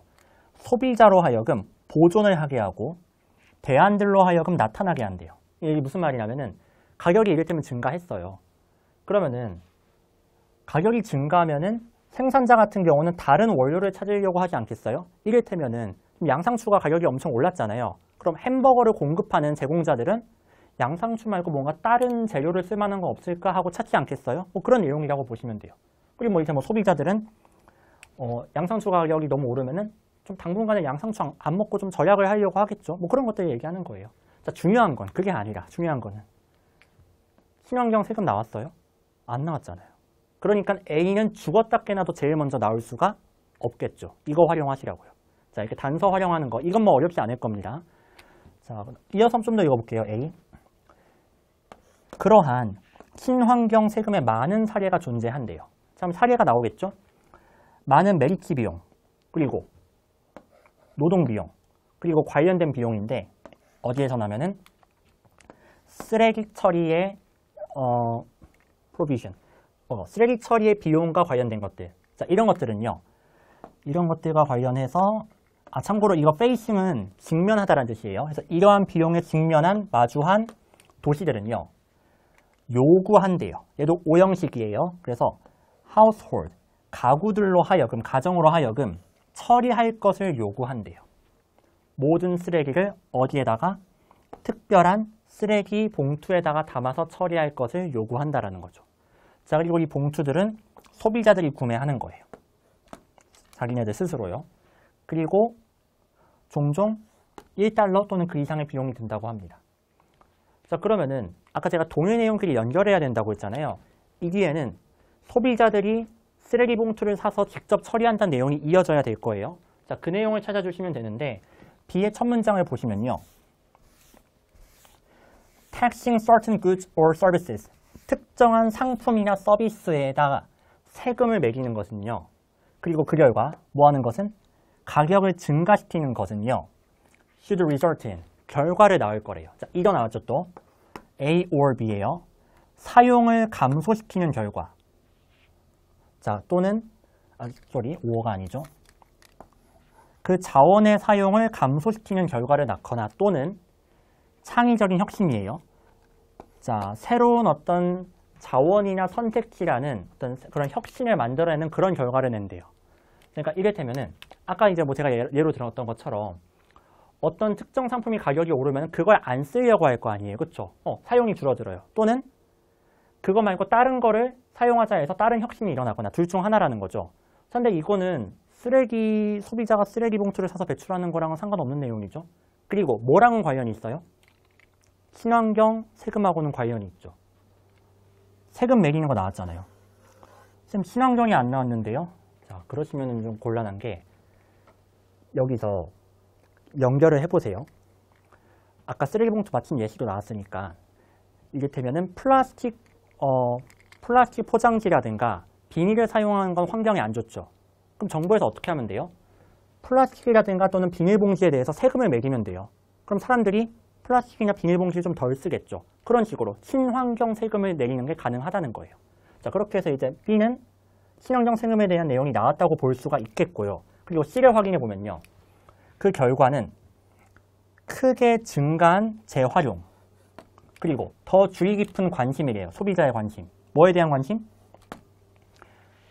포장과 쓰레기에 대한 더 주의 깊은 관심이라고 합니다. 자, 그리고 그 쓰레기의 비용을 소비자한테 내재화함으로써, 즉 소비자한테 매김으로써 관찰된 감소가 있었대요. 즉 감소가 관찰되었대요. 감소가 나타났대요. 뭐의 감소냐면은 가구에서의 쓰레기 흐름의 감소, 즉 가구에서 배출된 쓰레기가 감소하는 결과가 나왔다는 거죠. 오, 딱 연결되네요.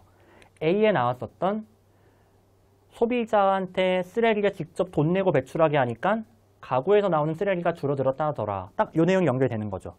이 소비자가 쓰레기를 직접 배출한다는 내용이 최초로 등장한 건 A잖아요. 그러니까 A가 나오고 그 다음에 C가 나와줘야 되겠죠. 자, 그 다음에 B가 제일 먼저 나와야 되는 게 이 그린 텍스트에 대한 내용이 주어진 문장에는 없었고 B에는 있었으니까 답은 B, A, C가 되겠죠. 자, 이렇게 답을 내주시면 되겠습니다. 자, 그 다음 37번 가볼게요.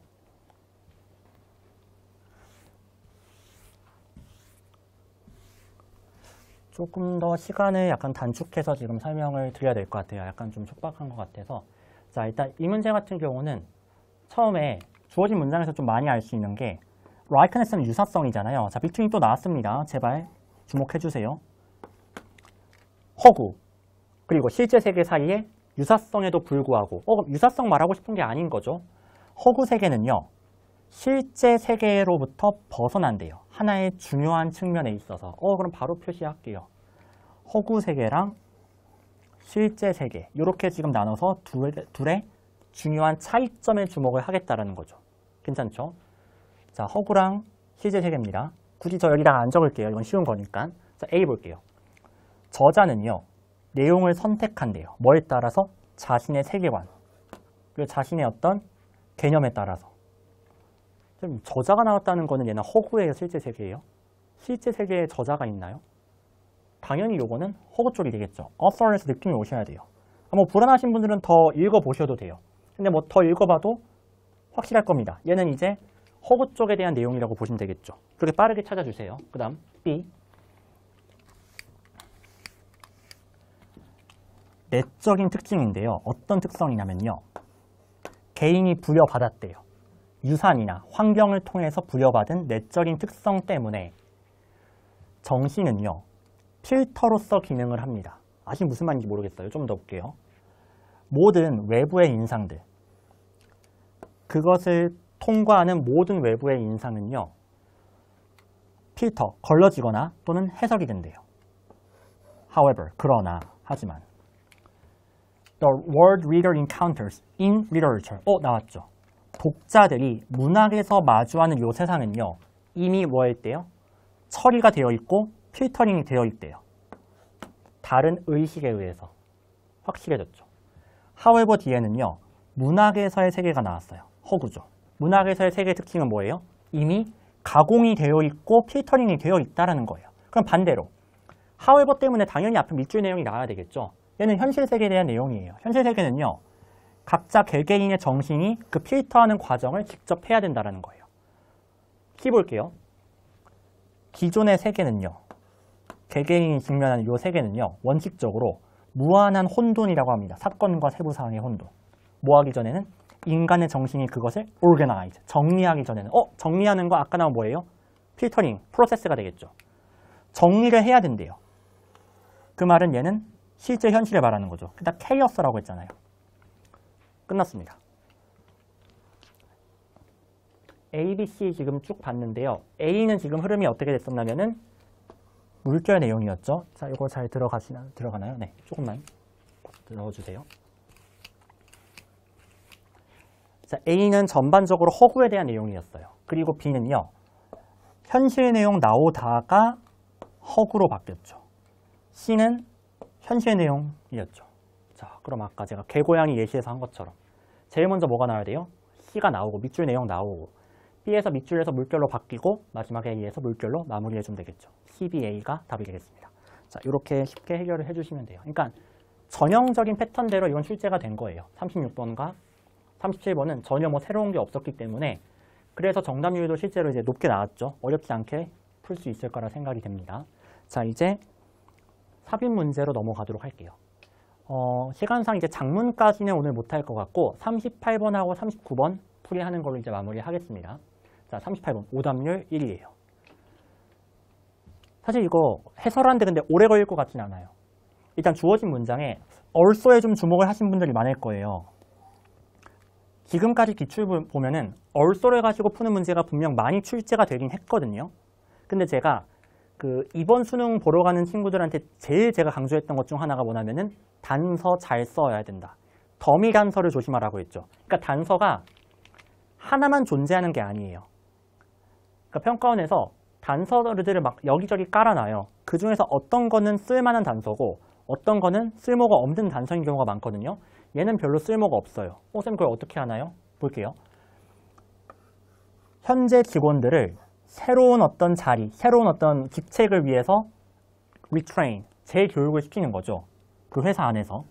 자, 그렇게 재교육을 시키는 것은요. 또한 크게 감소시킬 거래요. 뭐를? 두려움인데 laid off니까 해고당하는 것에 대한 두려움을 또한 크게 감소시킬 거래요. 그럼 앞에는 해고에 대한 두려움을 감소시키는 게 다른 게 또 나왔어야 되는 거죠. 자, 그게 뭐냐면은 여기 나왔습니다. 여기 한번 볼게요. 1번 뒤에. 자, 투동사하는 것은 관리의 책임이다. 자, 뭐냐면은 예방하거나 혹은 적어도 죄송합니다. 자, 예방하거나 또는 to ease 좀 낮추는 거예요. 완화시키는 거죠. 이러한 두려움을. 됐죠? 그래서 두려움을 낮춘다는 내용이 여기서 처음 등장을 했어요. 그래서 요거 다음에 나와야 된다라는 정도? 그 정도만 파악을 할 수 있을 뿐 사실 1번은 안 되겠구나. 그냥 이 정도만 파악할 수 있어요. also를 가지고서는 크게 도움이 안 된다라는 거예요. 그러니까 빨리 also는 포기하시고 다른 단서를 찾으셔야 돼요. 자, 그럼 보겠습니다. 이게 참고로 어떤 상황이냐면요. 요즘하고 되게 많이 관련이 있어요. AI도 그렇고 로봇 같은 것도 많이 발달했잖아요. 그러니까 자동화 기술, 로봇의 도입으로 인해서 사람이 일자리를 잃을 수가 있겠죠. 그거에 대한 거예요. 그러니까 그렇게 로봇이 들어오면서 사람들이 일자리를 잃을 수 있는데 그 두려움에 대해서 예방하는 것이 관리자들의 역할이라는 거죠. 책임이라는 거죠. 자, 2번 뒤에 볼게요. 예를 들어서 로봇은요. 도입될 수 있대요. 오로지 어디서만? 새로운 공장에서만. 뭐 하기보다는 인간을 기존의 어떤 조립 공정에서 대체하기보다는. 그러니까 이미 사람이 잘 일하고 있는데 그 사람 자르고 거기에 로봇 세우고 이러지 말고 앞으로 새로 생기는 공장에만 로봇을 넣기로 하자. 이런 식으로 하면 사람이 잘릴 일은 없겠죠. 이렇게 해서 해고에 대한 두려움을 좀 줄여줄 수 있다는 거예요. 자, 그 다음 노동자들은요. 또는 직원들은요. 포함되어야 한대요. 새로운 공장의 계획에 포함이 돼야 된대요. 또는 기존의 공장에 로봇을 도입하는 것에 대해서 계획을 하는데 거기에 포함이 돼야 된대요. 그러니까 어느 날 눈 떠보니까 내가 잘리고 로봇이 들어와 있더라. 그렇게 되면 안 되고 로봇이 들어오는 그 과정에 대한 계획, 거기에 노동자들도 같이 참여를 해야 된다는 거죠. 자, 그 결과 그들은 뭐 할 수 있어야 돼요? 그 과정에 참여할 수 있어야 돼요. 그렇죠? 노동자들은 그냥 배제하고 그냥 멋대로 관리 측에서 로봇을 놓고 막 해고하고 이게 아니라 노동자들도 같이 참여해서 협의를 할 수 있어야 된다는 거죠. 자, 그것은 이제 왜 그러냐면요. 로봇들은 제조 공정의 그 가격, 비용을 줄일 필요가 있기 때문에 그렇대요. 뭐 하기 위해서? 회사가 경쟁적으로 있기 위해서. 그러니까 이렇게 생각할 수 있잖아요. 그럼 애당초 로봇에 안 넣으면 되는 거 아니야? 근데 로봇에 넣긴 넣어야 되는 게 로봇에 넣으면 뭐가 감소한대요? 제조 비용이 감소한대요. 그럼 경쟁력이 있겠죠. 회사가 더 잘 되겠죠. 그러니까 회사가 어쨌든 잘 되긴 해야 되니까 로봇을 쓰긴 써야 하지만 자, 그렇지만 어쨌든 그런 비용 절감에 대한 계획은 어쨌든 함께 이루어져야 된다는 거예요. 누가 함께? 노동자들과 경영진, 관리하는 사람들이 함께 이루어야 한다는 거죠. 되셨죠? 그렇죠? 자, 그 다음에 로봇은요. 특히나 잘한대요. 뭐를? 고도로 반복적인 단순한 움직임을 잘하기 때문에 그 대체된 인간 노동자들은요. 이동되어야 한대요. 옮겨져야 된대요. 부서로. 어떤 부서냐면은 Judgment and Decision, 판단과 결정인데요.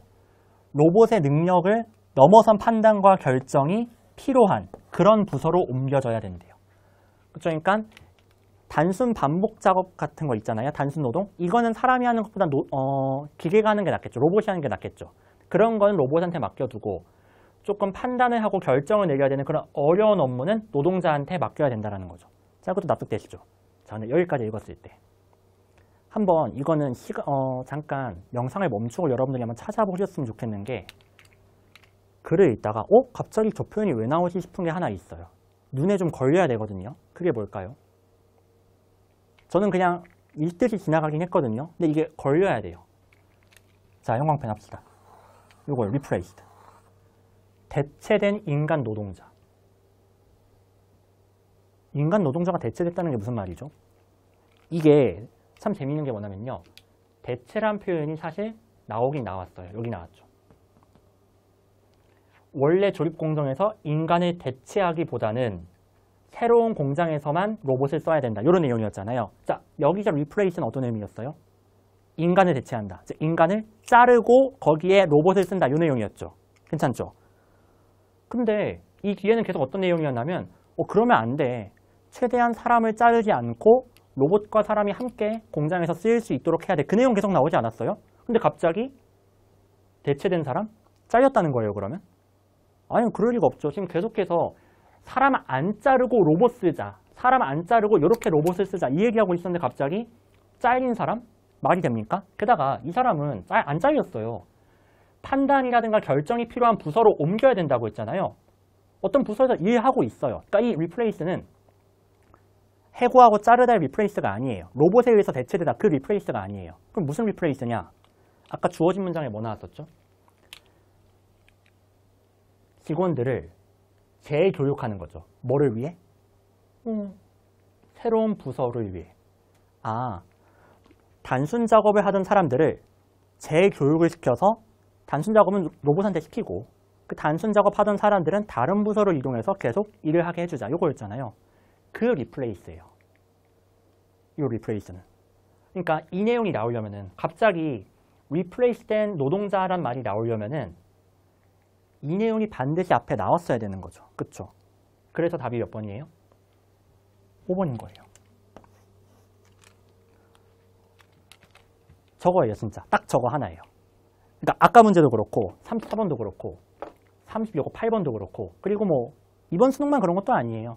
이제까지 나왔던 정말 초킬러 문제들 수능에 나왔던 다 이런 식이에요. 진짜 깨알 같은 단서 딱 하나 넣어놓고 이거 놓치면 풀 수가 없게 문제를 냅니다. 사실 어떻게 보면 이게 실력만으로 되는 건 아닐 수도 있어요. 약간 운도 좋아야 될 수도 있고 컨디션도 좀 따라야 될 수 있겠죠. 근데 어쨌든 중요한 건 이거예요. 반드시 있어요. 근거는. 반드시 있어요. 이거를 보고서 반응을 하셔야 돼요. 그거를 꼭 기준으로 삼으셔야 돼요. 아시겠죠? 이게 다 제가 안 해봤겠습니까? 3번, 4번 넣어보세요. 다 되는 것 같아요. 딱히 안 된다고 할 만한 근거가 없어요, 사실. 근데 그렇게 자연스러움으로 느낌으로 풀면은 틀리고요. 갑자기 이게 왜 나왔지? 이건 나올 수가 없네, 이게 갑자기. 여기에 꽂히셨으면은 그래도 5번으로 답을 내는 게 가능하다는 거예요. 아시겠죠? 반드시 답이 될 수밖에 없는 근거를 찾는 거. 이게 제일 중요합니다. 자, 그거를 꼭 38번 문제, 그리고 아까 34번을 통해서 꼭 기억을 해주셨으면 좋겠어요. 이번 수능 해설을 통해서. 이제 마지막 39번 풀이를 하고 마무리를 좀 할게요. 자, 주어진 문장을 한번 보면요. 일단 이 표현이 좀 어려우실 것 같아요. take하고 for에다가 좀 체크를 해주세요. 자, take A for B 하면요. A를 B라고 여기다. 그러니까 주로는 A를 B로 좀 착각하다. 이런 의미라고 봐주시면 돼요. 자, 그럼 as long as. 뭐 하는 한? irrealism인데요. realism의 뭐 반대겠죠, 뭐. 그쵸? 그러니까 silent니까 무성 영화예요. 무성의 흑백 영화의 뭔가 비현실성이 지배적인 한 사람들은요. 영화의 그 판타지, 공상을, 환상을요. 현실의 표현이라고 착각을 하지는 않는데요. 그러니까 영화가 리얼하지 않은 거예요. 그렇죠? 현실은 흑백이 아니죠. 현실은 소리가 들리죠. 근데 영화가 소리도 안 들리고 흑백이야. 그럼 그렇게 막 리얼한 느낌이 안 들겠죠. 그러다 보니까 저 영화는 진짜 실화야, 현실이야. 이렇게 착각을 할 일이 별로 없다라는 거예요. 그렇죠? 자, 그러고 나서 처음부터 한번 보면요. 이게 역시나 이해하기가 쉽진 않을 거예요. 근데 최대한 이해할 수 있는 지점들을 찾아서 내용을 정리를 해주시면 됩니다. 일단 영화는 나레이 법비가 또 나왔어요. A 때문에 같이 있는 게 아니라 B 때문에 같이 있는 것이다. 이렇게 해석이 되겠죠. 그러니까 뭐 때문에 같이 있냐면요. 일단 A는 도치구문이 좀 쓰였는데요. 이 make의 보어가 먼저 나오고 그 다음 목적어가 그 다음 나왔습니다. 그러니까 현실에 숨겨진 윤곽을 보이게 만드는 능력, 뭔가 즉 현실을 뭔가 드러내는 그런 능력 때문에 영화가 가치 있는 게 아니래요. 그럼 뭐 때문에? 자, 능력인데 현실 그 자체가 숨기는 것을 드러내는 능력.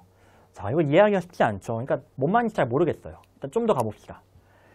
이것은요, 이유인데요. 어떤 한 사람한테 훌륭한 영화 이론가가 decried, 비난을 한 이유래요. 자, 뭐를 비난했냐면은 소리와 다른 기술적인 혁신, 이를테면 색깔 같은 거, 이런 거에 도입을 비난을 했대요. 자, 이것들은요, push the film, 영화를 어디로 몰고 갔어요? Direction of realism, 리얼리즘의 방향으로 몰고 간 거죠. 그럼 여기서 지금 대립되는 게 영화가 되게 리얼한 거랑 리얼하지 않은 거랑 대립이 좀 나오지 않았나요? 아까 주어진 문장에서는 irrealism이 나왔잖아요. 자, 그럼 이렇게 한번 제가 나눠보도록 할게요. 또 하나는 리얼리즘, 현실주의라고 하면은 물결은 비현실로 할게요.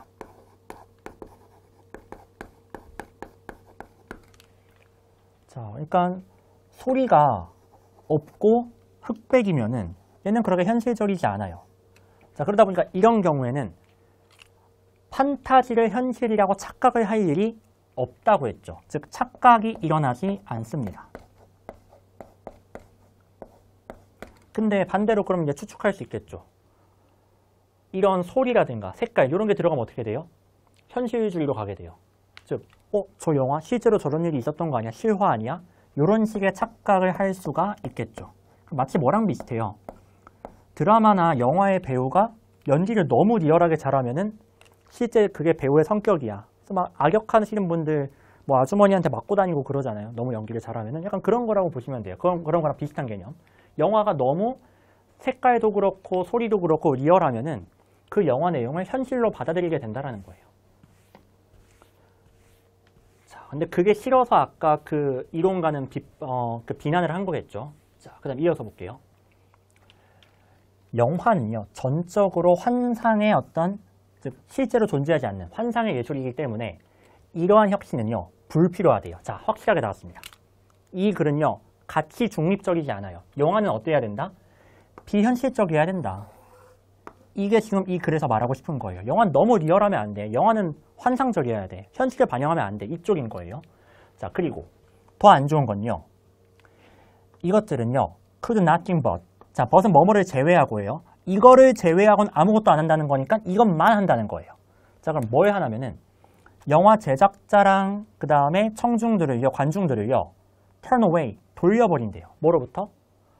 환상적인 측면으로부터. 즉, 영화의 환상을 보게 한다는 걸 못 보게 한다는 거예요. turn away니까 못 보게 한다는 거죠. 여전히 영화의 어떤 현실적으로 만든 요소의 단점들이 나온 거죠. 괜찮나요? 그러니까 이 사람들은요, 이런 색깔이라든가 소리 같은 이런 현실감을 더하는 혁신적인 요소 있죠. 얘네들을 안 좋게 보고 있는 거예요. 이런 건 영화에 필요하지 않다. 자, 여기까지 괜찮죠? 그 다음, 자, 뒤로 좀 넘어가서 벗 여기 보겠습니다. 그러나 소리랑 색깔은요, 이거 현실적인 요소죠. threatened, 뭐 하려고 했어요? 만들려고 했대요. 그러한 환상을. 갑자기 웬 환상? 일단 여기서 좀 이상하고요. 그렇게 함으로써 영화라는 그 영화 예술의 본질을 파괴했대요. 자, 그러면은 역시 여기서도 현실적인 요소는 어떻다? 안 좋다는 얘기하고 있는 거죠. 이상하지 않아요? 분명 앞에서 이러한 혁신들, 소리나 색깔 같은 이런 현실적인 요소들, 혁신들은 불필요하다. 영화의 어떤 환상적인 측면, 얘가 본질이라고 했잖아요. 이 본질로부터 관객이라든가 영화 제작자를 멀어지게 한다. 계속 비판하고 있죠. 이게 안 좋다고. 그럼 벗이 나왔으면 방향성이 바뀌어야 되는데 또 뭐라고 하고 있어요? 얘네들은 영화의 본질을 파괴하고 있다. 또 안 좋은 내용 나왔어요. 뭔가 이상하다는 느낌이 드셔야 돼요. 그래서 지금 4번이 완전 붕 뜨고 있죠. 그래서 얘가 정답입니다. 그럼 4번에 주어진 문장 한번 넣어볼까요? 그럼 어떻게 되나? 주어진 문장 뭐였냐면요. 영화가 소리나 색깔이 없는 한 그런 일은 발생하지 않는데요. 그러니까 영화의 본질인 이런 이 판타지를 현실로 착각하는 일은 발생하지 않을 거래요. 그러나 소리나 색깔이 들어가니까 그런 본질이 파괴된다. 딱 흐름 괜찮죠? 4번에 들어가니까 흐름이 완벽합니다. 더군다나 이 일루션, 서치와 일루션도 형광펜 해주세요. 앞에 일루션이 나와야 되는데 여기는 안 나왔어요. 근데 주어진 문장에 나왔죠. 이 일루션이 의미하는 게 뭐예요? 바로 이거 말하는 거예요. 소리나 색깔 때문에 리얼해지니까 저 영화를 현실로 착각을 하게 된다는 거죠. 딱 그거 주어진 문장에 나온 내용 아닙니까? 자, 이렇게 딱딱 떨어지죠. 이렇게 4번을 답으로 내주시면 돼요. 자, 이렇게 해설은 이렇게 마무리를 하고요. 자, 간단하게 이제 총평을 좀 내릴게요. 이제 작문까지 하지 못해서 저도 좀 아쉽긴 한데요. 간단하게 말씀드리겠습니다. 그럼 이제 내년 수능 어떻게 공부해야 되느냐? 그럼 EBS는 이제 기댈 수가 없게 되었죠. 기출 많이 보세요. 제가 이번 해설하면서도 최대한 많이 강조하려고 했던 게 기출의 중요성. 아까 어법도 그렇고 독해도 그렇고 다 예전에 출제됐었던 데서 반복이 되고 있어요. 그러니까 기출 문제만 정말 제대로 한 3바퀴 돌리셔도 제가 보기엔 2등급이 가능할 정도입니다. 기출 많이 봐주시고요. 그리고 난이도에 휘둘리지 마세요. 이번에 역대급 난이도가 나왔잖아요. 물론 뭐 사실 좀 예측이 된 거긴 했어요. 그 전년도 수능이 워낙에 쉬웠으니까 뭐 1등급 12% 이렇게 나왔잖아요. 그러니까 이번엔 당연히 어렵겠구나라고 생각은 했지만 사실 난이도는 내년에 또 어떻게 될지 모르는 겁니다. 그래서 휘둘리지 마시고 구문은 올해 6월이 어려웠거든요. 요거 기준으로. 독해는 9월 기준으로, 어휘는 이번 수능 기준으로 딱 이 정도까지는 공부를 하는 걸 목표로 해주세요. 아시겠죠? 나중에 6월, 9월 엄청 쉽게 나올 수 있어요. 그래서 올해 수능 쉬우려나 보다 이러지 마시고 모르는 거예요. 이걸 기준으로 딱 잡아주시고 흔들리지 않으셨으면 좋겠습니다. 자, 그 다음에 EBS 연계가 그럼 폐지됐는데 사실상의 폐지죠. 간접 연계니까. 그럼 어떻게 써먹을 것이냐. 자, 이번 수능에도 개인과 집단의 대립 나왔어요. 그렇죠? 이런 식의 반복되는 스키마들을 계속 학습하는 용도로 EBS를 써주시면 돼요. 자, 이거를 정리하는 강좌 당연히 저도 마스터리에서 준비를 해놨고요. 그 다음에 구문학습, 이건 계속 하셔야죠. 어쨌든 해석이 안 되면은 문제를 풀 수가 없습니다. 어휘랑 해석 연습하는 용도로 활용을 해주시면 돼요. 자, 이렇게 해서 올해 수능 해설 강의 일단 마무리하도록 하겠고요. 저는 이제 다음에 6월 평가원 모의고사 해설 강의 때 다시 한번 뵙도록 할게요. 이상 영어 강사 문재용이었습니다. 감사합니다.